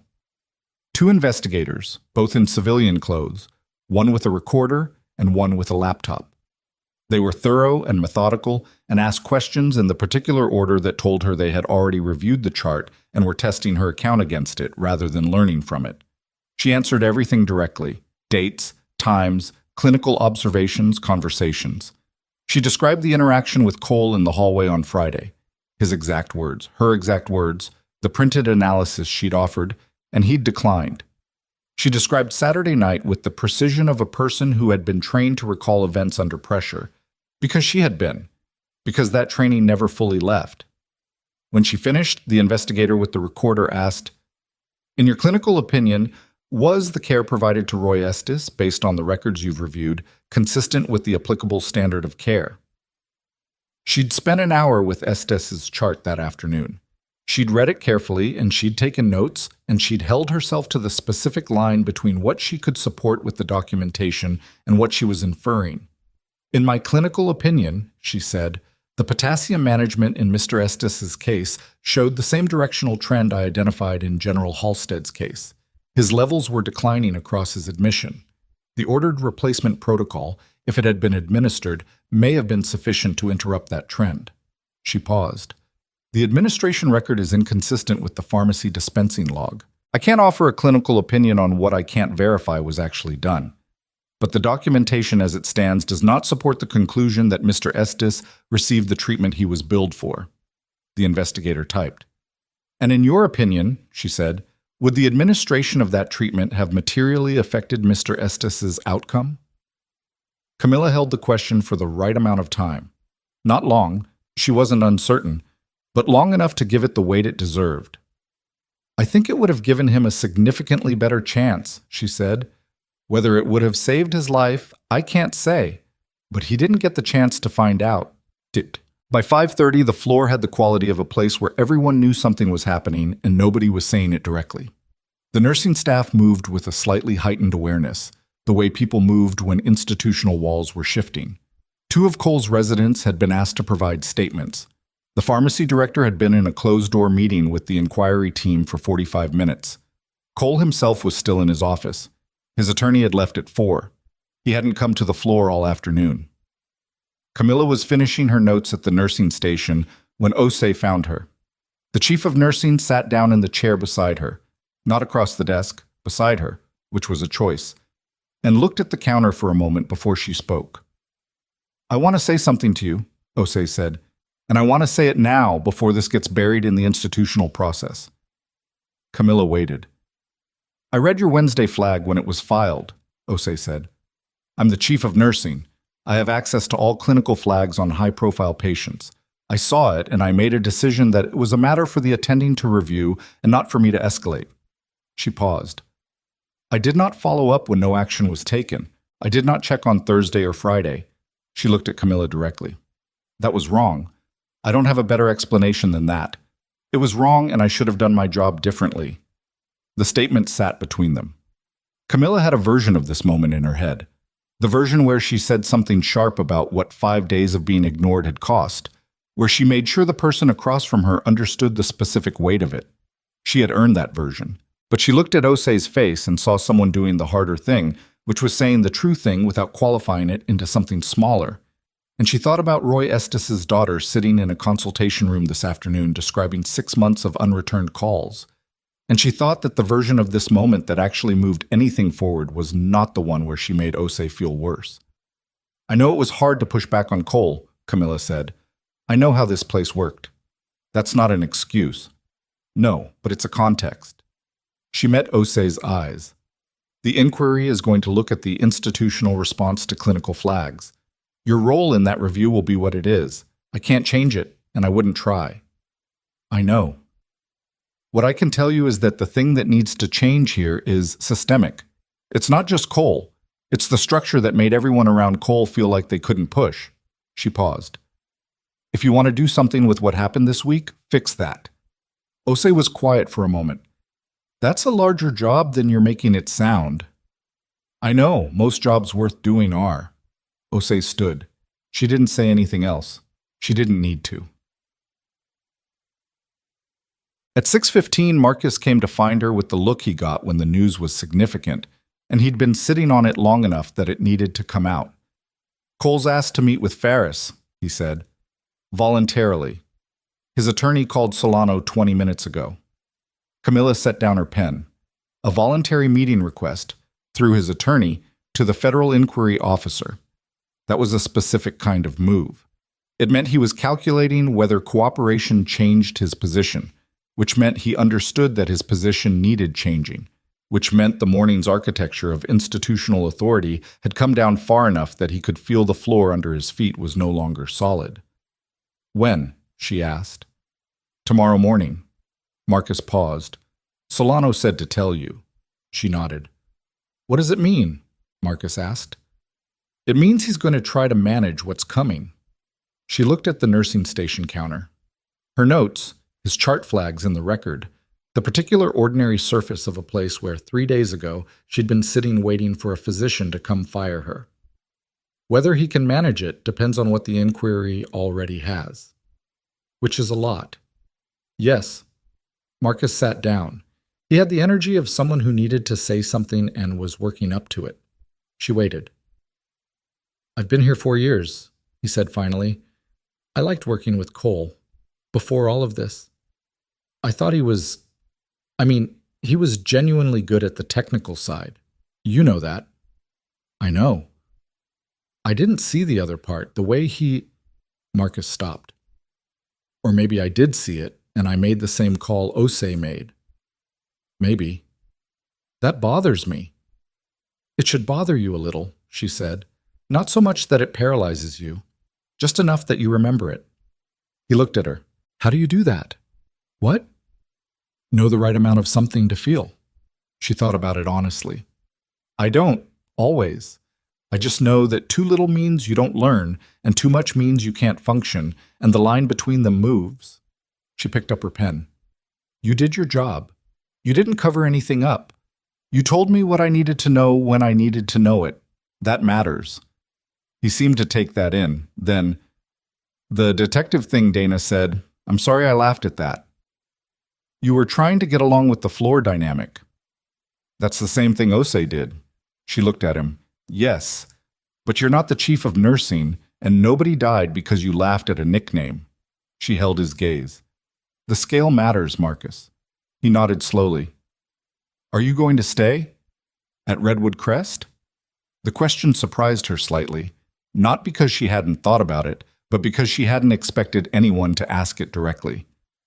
I don't know yet, she said. And that was true. The version of this job she'd taken 3 weeks ago was gone. Whatever this place was going to be after the inquiry ran its course, it wasn't going to be what it had been when she'd accepted the posting. Whether that was better or worse for her specifically was something she'd think about when the current thing finished. She filed her last notes at 6:45, handed off to the night shift, and was putting on her jacket when Solano found her near the elevator. Cole's meeting with Ferris is set for 8 a.m., he said. But that's not what I came to tell you. She looked at him. The nurse in Sacramento, he said. She called the inquiry team an hour ago. She's willing to give a full statement. She says she has documentation. He paused. Physical documentation. Notes she kept from that period. She didn't trust leaving them anywhere connected to the hospital. What kind of notes? She says she wrote down everything that happened on Roy Estes' shift. Every order, every conversation, every instruction she was given. Solano held her gaze. She says she was told by the attending physician to sign the administration record without administering the treatment because the patient's family had a pending insurance review and the documentation needed to show complete care. The hallway was quiet. Camila stood with that sentence, turned it over, let it resolve into what it actually was. That's not negligence, she said. No, Solano said. It's not. Ferris knows this. Ferris has known since 4 o'clock. He's been building the evidentiary chain since then. Solano looked at her carefully. This is going to move faster now. The voluntary meeting Cole requested tomorrow morning, Ferris is going to accept it. But the conversation Cole thinks he's walking into is not the conversation that's waiting for him. She understood what that meant.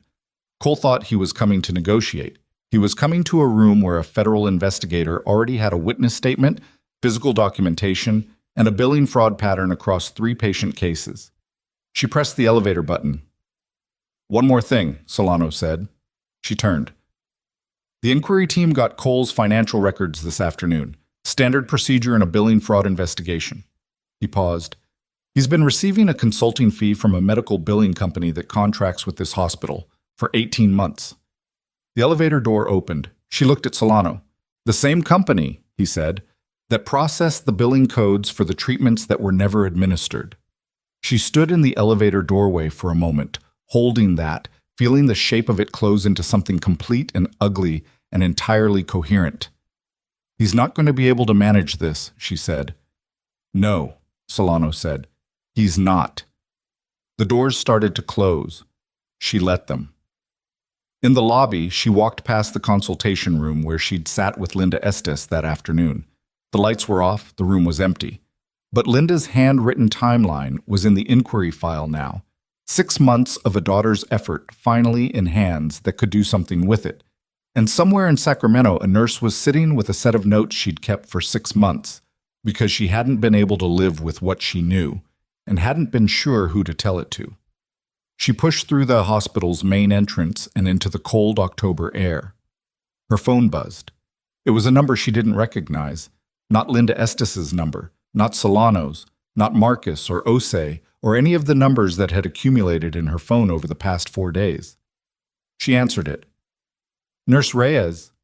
The voice was female, slightly unsteady. This is Donna Pritchard.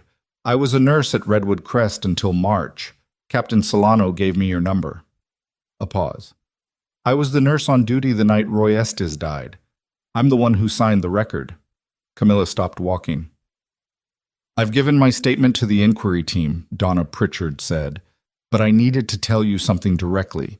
Something I didn't put in the statement because I wasn't sure it was relevant. Her voice was quieter now. Roy Estes was awake that night before he went critical. He told me he didn't feel right. He said his legs were cramping and he felt weak, and he asked me to check on his medication. Camila stood in the cold parking lot and said nothing. I told him everything was fine, Donna said, because I'd been told to tell him that, and then I left his room. A long pause. He was gone by morning. The parking lot was quiet. Somewhere in the distance, the river that flooded twice a decade moved in the dark. Why are you telling me? Camila asked. Because I needed to tell someone who would understand what it means, Donna said. That he asked, that he knew something was wrong, that he asked and I told him it was fine, and I left. Camila stood with that for a moment, the full human weight of it.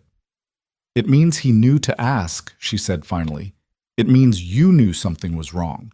And it means the person who put you both in that position is the one who built the situation where those were the only options available. A long silence. Is that enough? Donna asked. It wasn't a legal question. It wasn't even really a question about Cole. It was the question a person asked when they'd done something they couldn't undo and needed to understand where they stood in relation to it. "Tell the inquiry team what you just told me," Camila said. "That's the most important thing you can do right now." "I will." Donna's voice steadied slightly. "I already told them about the signature. I'll call them back about this." "Good." "Thank you," Donna said. "For picking up." The line went quiet. Camila lowered her phone and stood in the parking lot for a moment, looking at the hospital building. Its lit windows, its steady institutional presence, the ordinary surface of a place that had been doing something deeply wrong beneath a functional exterior for longer than anyone had been willing to say. Tomorrow morning, Cole was going to walk into a room and try to negotiate his way out of something that had already closed around him from 3 directions. She wasn't going to be in that room. She didn't need to be. She walked to her car, got in, and sat for a moment before starting the engine. On her phone, a new message from Solano had arrived while she was on the call with Donna Pritchard. "Ferris is requesting you be present tomorrow morning, not as a witness. As the person who started the chain, he wants you in the room." She read it twice. Then she started the car. She drove home, slept 4 hours, and was back in the hospital parking lot by 7:15. The October morning was colder than the ones before it, the kind of cold that came in off the river and settled into the low places of the city and stayed there until noon. She sat in her car for a few minutes with the engine off, not thinking about anything specific, just breathing, just letting the weight of the past 4 days sit where it was without trying to organize it into something she could carry more efficiently.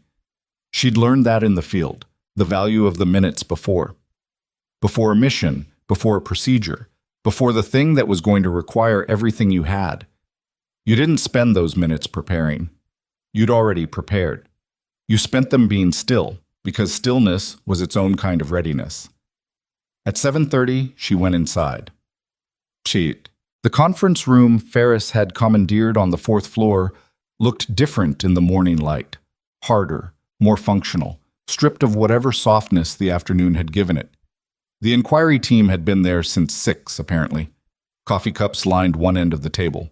A laptop was open. The recorder was already running. Ferris stood when she came in. He didn't shake her hand. He gave her a nod that contained something more than courtesy, the kind of acknowledgement that passed between people who understood what the other had done without needing to perform it. Solano was in the corner again, same chair, same posture. He'd been there long enough to have finished his coffee. "He's on his way up," Ferris said. "His attorney arrived at 7. We spoke briefly in the hallway." He looked at Camila. "She knows what we have. I made sure of that." "How did she take it?" "Professionally." A pause. "She advised him to cooperate fully." That was the language attorneys used when cooperation was the only remaining option that didn't accelerate towards something worse. Cole had walked in yesterday thinking he was managing a conduct complaint against a floor nurse. He was walking in this morning to a room that held his financial records, a witness statement from Donna Pritchard, physical documentation from Sacramento, a billing fraud pattern across 3 patient cases, and a federal inquiry officer who had been doing this for 22 years. The door opened at 7:58. Cole came in with Bridget Noor beside him. He was dressed the way he always dressed. The white coat was absent, replaced by a jacket that looked pressed, like he'd made an effort at presentation because it was the last variable he could control. His face was composed. She had to keep giving him that. Whatever was happening underneath it, the surface was held. He saw Camila. His eyes moved to her for exactly 2 seconds, then to Ferris, then to the table. He sat down. Bridget Noor sat beside him and opened a leather notebook. Ferris sat across from them. He placed the inquiry file on the table. Not opened, just placed, the visible weight of it doing its own work. Camila sat at the far end of the table. "Dr. Cole," Ferris began, "you requested this meeting. I want to be clear about what this is and what it isn't. This is not a negotiation. This is not an opportunity to provide a competing narrative. The inquiry record is what it is, and you've been made aware of its contents through your attorney." He paused. "This meeting exists because you requested it, and because I believe in giving people the opportunity to speak on their own behalf before an inquiry reaches its conclusions. That's the only reason you're in this room." Cole's attorney put her hand briefly on his arm. not stopping him from speaking, steadying him. "I understand," Cole said. His voice was controlled, but something in the register of it had changed from the man who'd told Camila to step back 3 nights ago, from the man who'd filed a conduct complaint in 30 minutes. That man had been entirely certain of his position. This man was not. "Then I'll ask you directly," Ferris said. "The consulting fee for Meridian Billing Solutions. When did it begin and what did it cover?" A long silence. Bridget Noor said, "My client is prepared to provide a full accounting of that relationship to the inquiry." "I'm asking him," Ferris said. Cole looked at the table, then at Ferris, then for a half-second at Camila, and she saw it in his face, the thing she hadn't expected to see. Not defiance, not the polished institutional armor, but something rawer. The look of a man who had told himself a version of events for long enough that he'd stopped being able to see the edges of it, and was now in a room where the edges were visible to everyone. "It began 18 months ago," Cole said. "It was represented to me as standard physician advisory compensation for protocol review." "And was it?" "A beat." "Initially," Cole said. "In the first months, I reviewed documentation they submitted, clinical accuracy of billing codes. It was framed as compliance consulting." "And later?" The room was very quiet. "Later," Cole said, "the nature of what they were asking for changed." Bridget Noor wrote something in her notebook. "Changed how?" Ferris said. Cole looked at his hands. They were flat on the table, still, the hands of a surgeon who had spent 30 years trusting them. "They asked me to ensure that certain billing codes were supported by clinical documentation, even in cases where the—" He stopped, started again. "Even in cases where the clinical record required supplementation." Supplementation. The word sat in the room. Camila looked at him. She thought about Roy Estes asking a nurse if his medication was right, being told yes, dying by morning. She thought about the specificity of that, the human texture of a man in a hospital bed at night, not feeling right, reaching for the one piece of reassurance available to him, and getting a lie because a physician 20 floors of institutional authority above him had made a deal with a billing company that had made the lie necessary. She didn't say anything. This was not her room to speak in.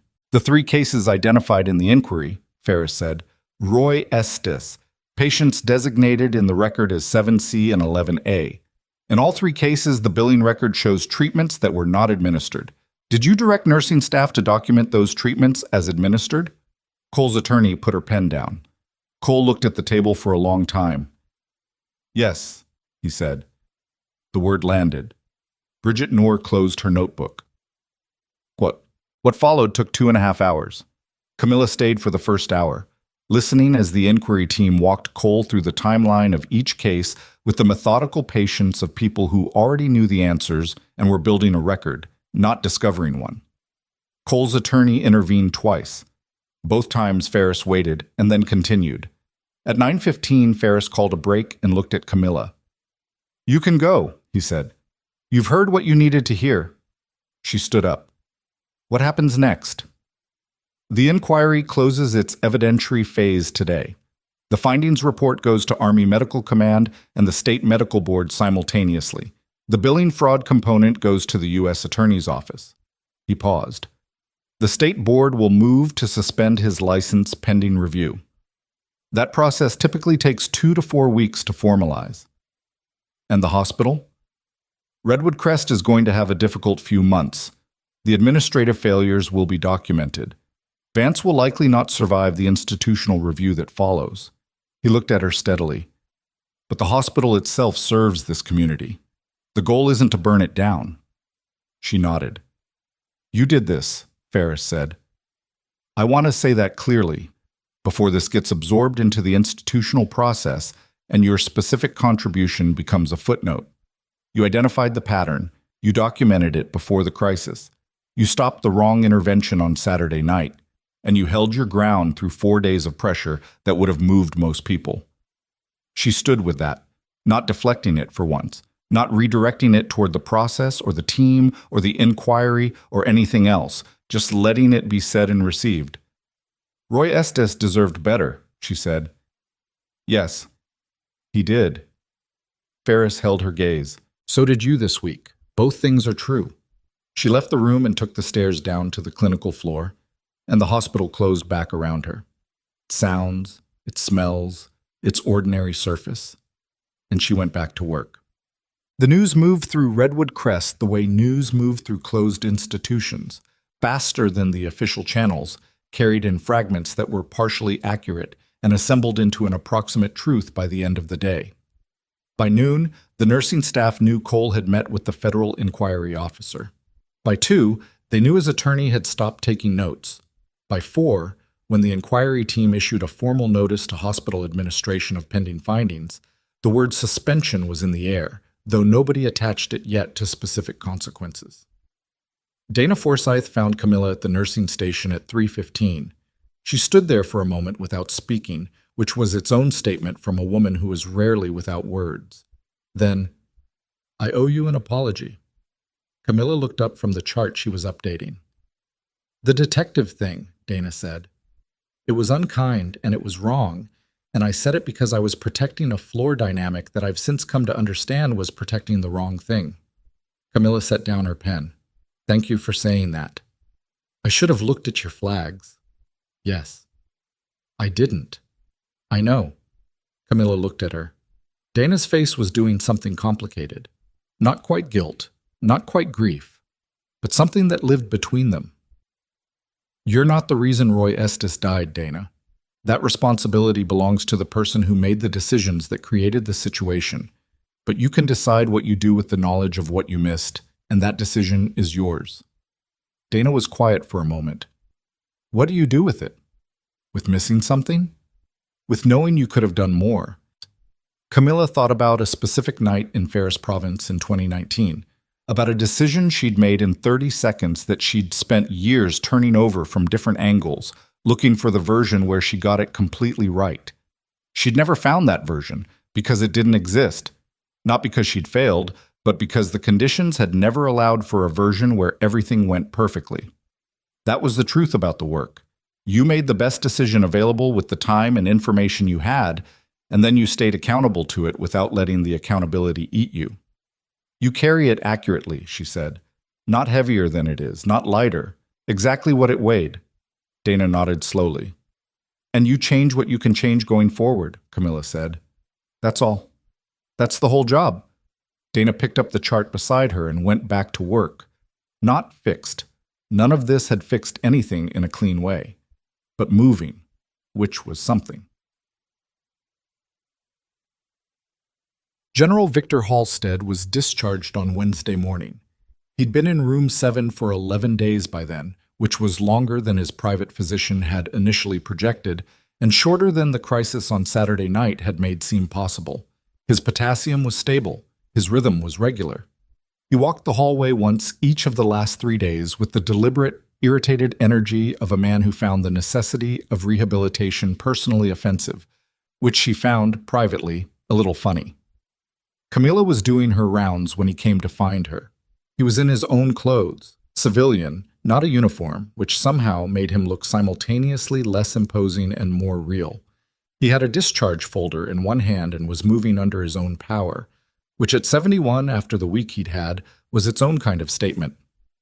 "Nurse Reyes," he said, "you're supposed to be in the discharge lounge, General." "I was there. Now I'm here." He stopped in front of her. "I wanted to say something before I left, and I didn't want to say it in front of an audience." She stood with her chart and waited. "I've been thanked for my service approximately 4,000 times in my life," he said. "I know what a formal acknowledgement sounds like, and I know what it feels like when someone is going through the institutional motion of it." He paused. "What I want to say to you is not that." She looked at him. "You are the reason I'm walking out of this building," he said. "Not the team, not the protocol, not the corrected treatment, though all of those things matter. You are the reason, because without the 5 days you spent being ignored, there would have been no corrected treatment. There would have been a wrong one, and I would not have survived it." He held her gaze. "I know what it costs to keep saying the right thing when nobody's listening. I've watched it cost people in conditions considerably more extreme than a hospital floor. And I want you to know that I know what you did, and that it mattered, and that I won't forget it." She looked at him for a moment, Get some rest, General, she said. Your cardiologist is going to want to see you in 2 weeks. Something moved across his face. Not quite a smile, but the precursor of one. Is that your way of accepting the acknowledgement? It's my way of doing my job. You're remarkably difficult to compliment. I've been told that. She looked at him directly. For what it's worth, I'm glad you're walking out. He held her gaze for a moment, and in that moment something passed between them that didn't need language. The understanding of two people who had each, in their own way, spent years doing hard things in rooms where nobody was watching, and had come to understand that the doing was the point, not the witnessing of it. He nodded once. Then he walked toward the elevator, and she went back to her rounds, and that was the end of it. Except it wasn't, quite.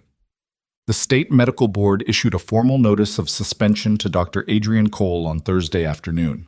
The notice cited the federal inquiry findings, the billing fraud evidence, and the documented pattern of clinical negligence across 3 patient cases. His hospital privileges were suspended pending a full review. He was not permitted to practice medicine in the state of Oregon during the review period. Camila heard about it from Marcus, who read the official notification that OSE forwarded to the full staff, a brief, careful document that described the suspension in institutional language that nonetheless said everything it needed to say. The floor was quiet for a few minutes after it circulated. Not shocked. The past 4 days had built toward this, and everyone who'd been paying attention had seen its shape forming. But quiet the way places went quiet when something they'd known was coming finally arrived, and the arrival made it real. One of the younger residents, a woman named Tasha Park, who'd been on the crash team Saturday night, stopped at the nursing station where Camila was working and said, "I should have listened to you when you were talking to Cole in the hallway Friday. I heard some of it, and I didn't say anything." Camila looked at her. Tasha was 28, maybe 29, and she had the particular expression of someone in early career realizing for the first time that their silence was a choice with weight. "You're a resident," Camila said. "The power dynamic you were operating in was real. That's not an excuse." "No, but it's a context." She looked at Tasha steadily. "Remember this feeling, the one you have right now, and the next time you're in a room where something doesn't add up, trust that." "What if I'm wrong?" "Then you're wrong. Document your reasoning, stay honest about your uncertainty, and be wrong professionally." Camila paused. "Being wrong because you spoke up is survivable. The other kind is harder." Tasha nodded. She went back to her work. Camila went back to hers. Bam. The U.S. Attorney's Office opened a formal criminal investigation into Cole and Meridian Billing Solutions on Friday. The news was in the local paper by Saturday morning. Not front page, but close, with enough detail to make the story legible to anyone reading it.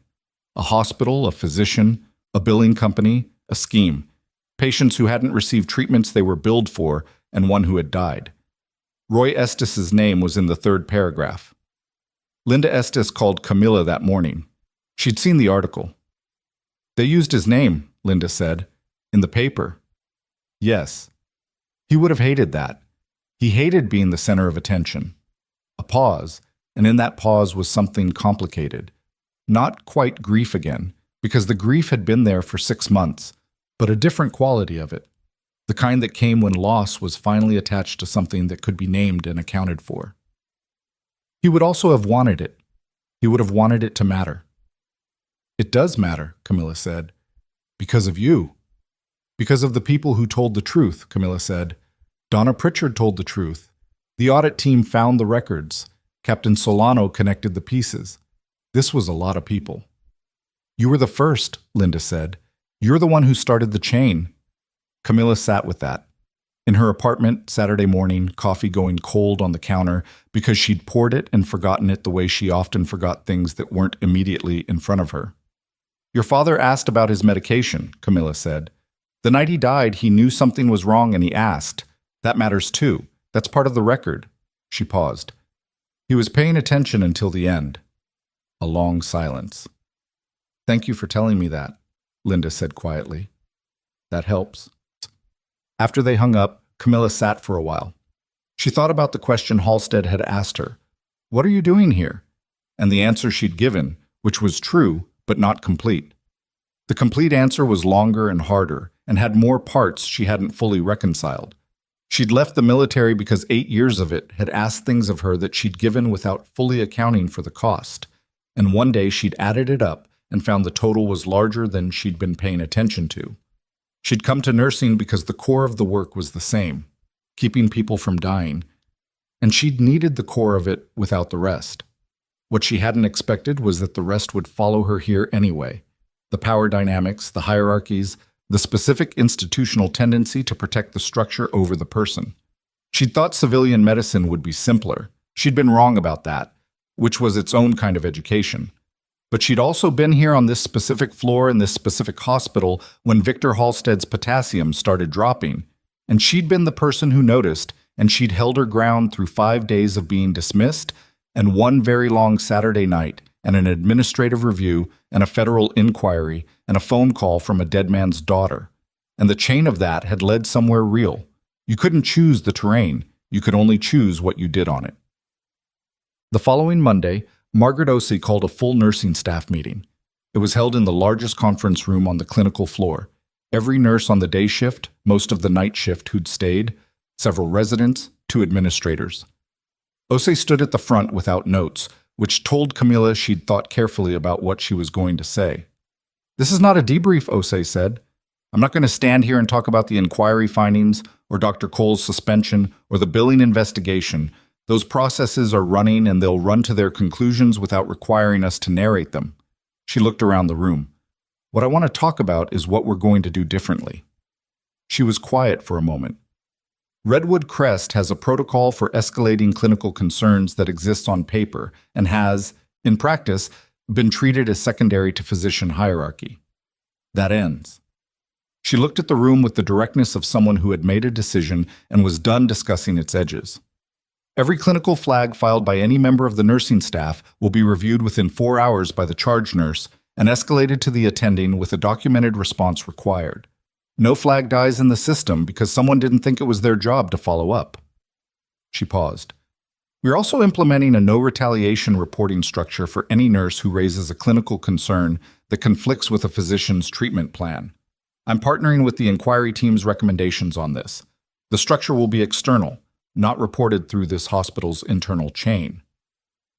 One of the night shift nurses, a quiet man named Garrett Sue who'd been at Redwood Crest for 7 years, said, "What changed?" Osei looked at him.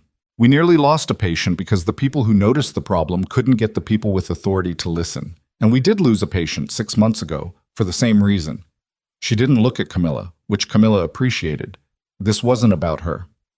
"What changed is that it happened, and we can't undo it. But we can decide what we build from here."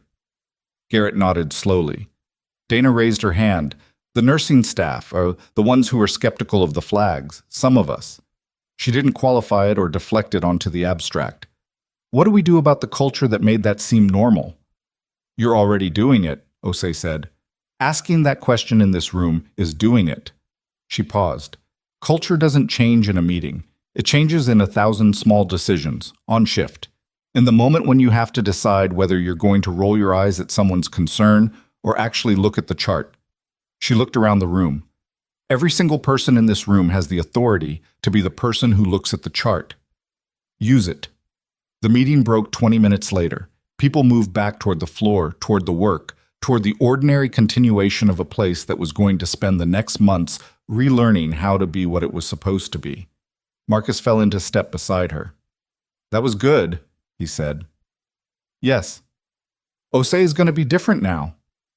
"People often are," Camila said, "after they've been honestly wrong about something." "Is that supposed to be comforting?" "It's supposed to be accurate." He laughed. Short, real, a little tired. "Are you staying?" She'd been thinking about it since Friday, in the spaces between other thoughts. The job she'd taken 3 weeks ago was gone, in the sense that the institution she'd walked into was not the institution she was currently walking around in, and whoever Redwood Crest was going to be in 6 months would be different from both. She could be part of building that, or she could move on. Both were legitimate choices. But she thought about Tasha Park and her question about being wrong. She thought about the night shift nurses who'd never had a protected escalation pathway before. She thought about the patients in rooms she hadn't been assigned to, who deserved someone on the floor who knew how to look at a trend line and what to do when it moved in the wrong direction. "Yes," she said, "I'm staying." Marcus nodded, like he'd expected it, or maybe hoped for it. Good. 3 weeks later, the formal inquiry findings were released. The report documented clinical negligence in the management of Roy Estes and 2 other patients. It documented billing fraud across 19 cases over 18 months. It documented the financial relationship between Cole and Meridian Billing Solutions, and described it as a scheme to generate fraudulent Medicare and VA billing codes supported by falsified clinical records. It named Cole by name and Vance by institutional role. It noted that nursing staff had raised concerns that were not acted upon, and that the systemic failure to create protected escalation pathways had contributed to an environment where those concerns could be suppressed. It also noted, in a paragraph near the end of the clinical findings section, that a registered nurse had identified the pattern that would have killed General Halstead 5 days before the crisis occurred, had documented those concerns through every available channel, and had intervened directly when the intervention was the only remaining option. The report recommended that her conduct be formally recognized rather than disciplined. Redwood Crest's administration issued a formal letter of recognition to Camila Reyes. She read it once, put it in a drawer, and went to work. What? Cole was indicted by a federal grand jury 6 weeks after the inquiry report. Billing fraud, healthcare fraud, and 1 count of criminal negligence in connection with Roy Estes' death. Meridian Billing Solutions was dissolved by its parent company the week the indictment was announced. Vance resigned. The hospital board brought in an interim CEO and announced a full governance review. Donna Pritchard's testimony was central to the fraud case. The prosecutors described her as a cooperative witness who had come forward at significant personal cost. Her nursing license review, which had been opened alongside the investigation, was closed without action after the review board found she had been operating under direct coercion from a supervising physician. She sent Camila a message the week after the indictment. "I don't know how to thank you. You picking up that phone call mattered more than I know how to say." Camila wrote back, "You made the call. That was the hard part. That was you." Linda Estes sat in the gallery during Cole's arraignment. She didn't speak to the press. She'd said what she needed to say in the inquiry record and in the consultation room at Redwood Crest with Camila, and she didn't need the camera to make it real. Afterward, she went home to Portland, to her father's garden, which she'd been maintaining since he died because she wasn't ready to let it go to seed. She sent Camila a photo of it once. Tomatoes, mostly. Big ones. "He planted these last spring," she wrote. "They finally came in." Camila looked at the photo for a long time. 10. The night before Thanksgiving, Camila sat in the break room on the east wing with a cup of coffee that was actually hot for once. Someone had finally fixed the machine, and a patient chart she was finishing before the shift ended. Marcus came in and poured his own coffee and sat across from her. They didn't talk for a few minutes, which was the comfortable kind of silence. "Dana told a resident today that clinical flags require follow-up," Marcus said. "She's right." "She sounded like you." Camila looked up from the chart. "She sounds like someone who learned something. You think people actually change?" She considered the question without dismissing it. It was a real question, asked by someone who'd spent a week watching an institution crack open and was trying to figure out what the inside of it meant. "I think situations change people sometimes," she said. "Not always, not automatically, but sometimes a thing happens that's specific enough and close enough and wrong enough that it gets through the layer of habit and makes someone actually recalibrate." She looked at her coffee. "I've seen it in the field. Someone makes a decision, it goes wrong, they can't look away from the consequence. Sometimes they fold, sometimes they come back different in a way that's better." "And which one is Donna?" "Better," she said. "I think." Marcus nodded. "And Cole?" he asked, quieter. She was honest about it. "I don't know. And it's not mine to know." She paused. "What he did to Roy Estes, to those other patients, the accountability for that is in the legal system now, and it should be. That's not a personal reckoning anymore. It's a public one. And public ones work differently. She looked at Marcus. What I know is that he didn't get to decide the story ended differently just because he was the most credentialed person in the room. Marcus turned his coffee cup in his hands. Is that what this was about? Credentials? It was about power, she said. Credentials were just how he held it. Some people hold it with titles, some with money, some with just the accumulated habit of being listened to in rooms where other people weren't. She sat back. The thing that doesn't change, the one constant, is that when someone with less institutional power is right and someone with more is wrong, the wrong person wins unless the right person refuses to move. You didn't move. No. What made you sure enough to hold? She looked at him directly. I wasn't completely sure. That's not what hold means. She paused. I was sure enough. I had the documentation, I had the clinical reasoning, I knew the trend, but I also knew I could be missing something. There's no version of this where you're 100% certain. She set down her coffee. What you can be certain of is whether you've done the work to earn your confidence. I had, so I held. Marcus was quiet for a moment. Outside the break room, the floor moved with its ordinary nighttime sounds. Monitors, footsteps, the distant intercom. I've been thinking about applying for charge nurse, Marcus said. You'd be good at it. You think? You pay attention to people. You know where everyone is. You can hold multiple situations at once and not lose the thread of any of them. She looked at him. Yes, apply. He nodded slowly, with the look of someone who'd needed to hear it from a specific direction to let it land. Charge nurses need to back up their staff, she said. When someone flags something, you need to be the person who makes sure it goes somewhere. I know. Say it back. He looked at her. When someone flags something, I make sure it goes somewhere. Good. She finished her chart, capped her pen, and closed the folder. The night shift was moving outside the door, patients sleeping, monitors watching, the quiet machinery of care doing its work in the dark, the way it always did, visible to no one, dependent on the people willing to pay attention. She stood up, put on her jacket, and picked up her bag. This was the part nobody talked about, she thought. Not the crises, not the confrontations, not the moments where the situation forced everything into clarity. Those were the parts that made stories. But the actual weight of the work was in the ordinary hours. The rounds, the charts, the flags that nobody dramatic would ever hear about because they got caught in time and the crisis never came. The patients who went home without knowing how close the margin had been. The decisions made in hallways by people whose names would never be in an inquiry report because the inquiry was what happened when the daily work failed. She'd been doing that work for 3 weeks at Redwood Crest and for 8 years before it in conditions that had taken things from her she'd spent 2 years trying to locate the edges of. She was still doing it. She would keep doing it. Not because she needed anyone to see it or because she was waiting for the version of recognition that made it feel complete. She'd learned long ago that completion wasn't something the work offered. You didn't finish the work. You just kept doing it, or you stopped, and she wasn't built for stopping. She pushed through the break room door and into the light of the hallway, and the floor received her the way it always did. The sounds, the smells, the weight of a place full of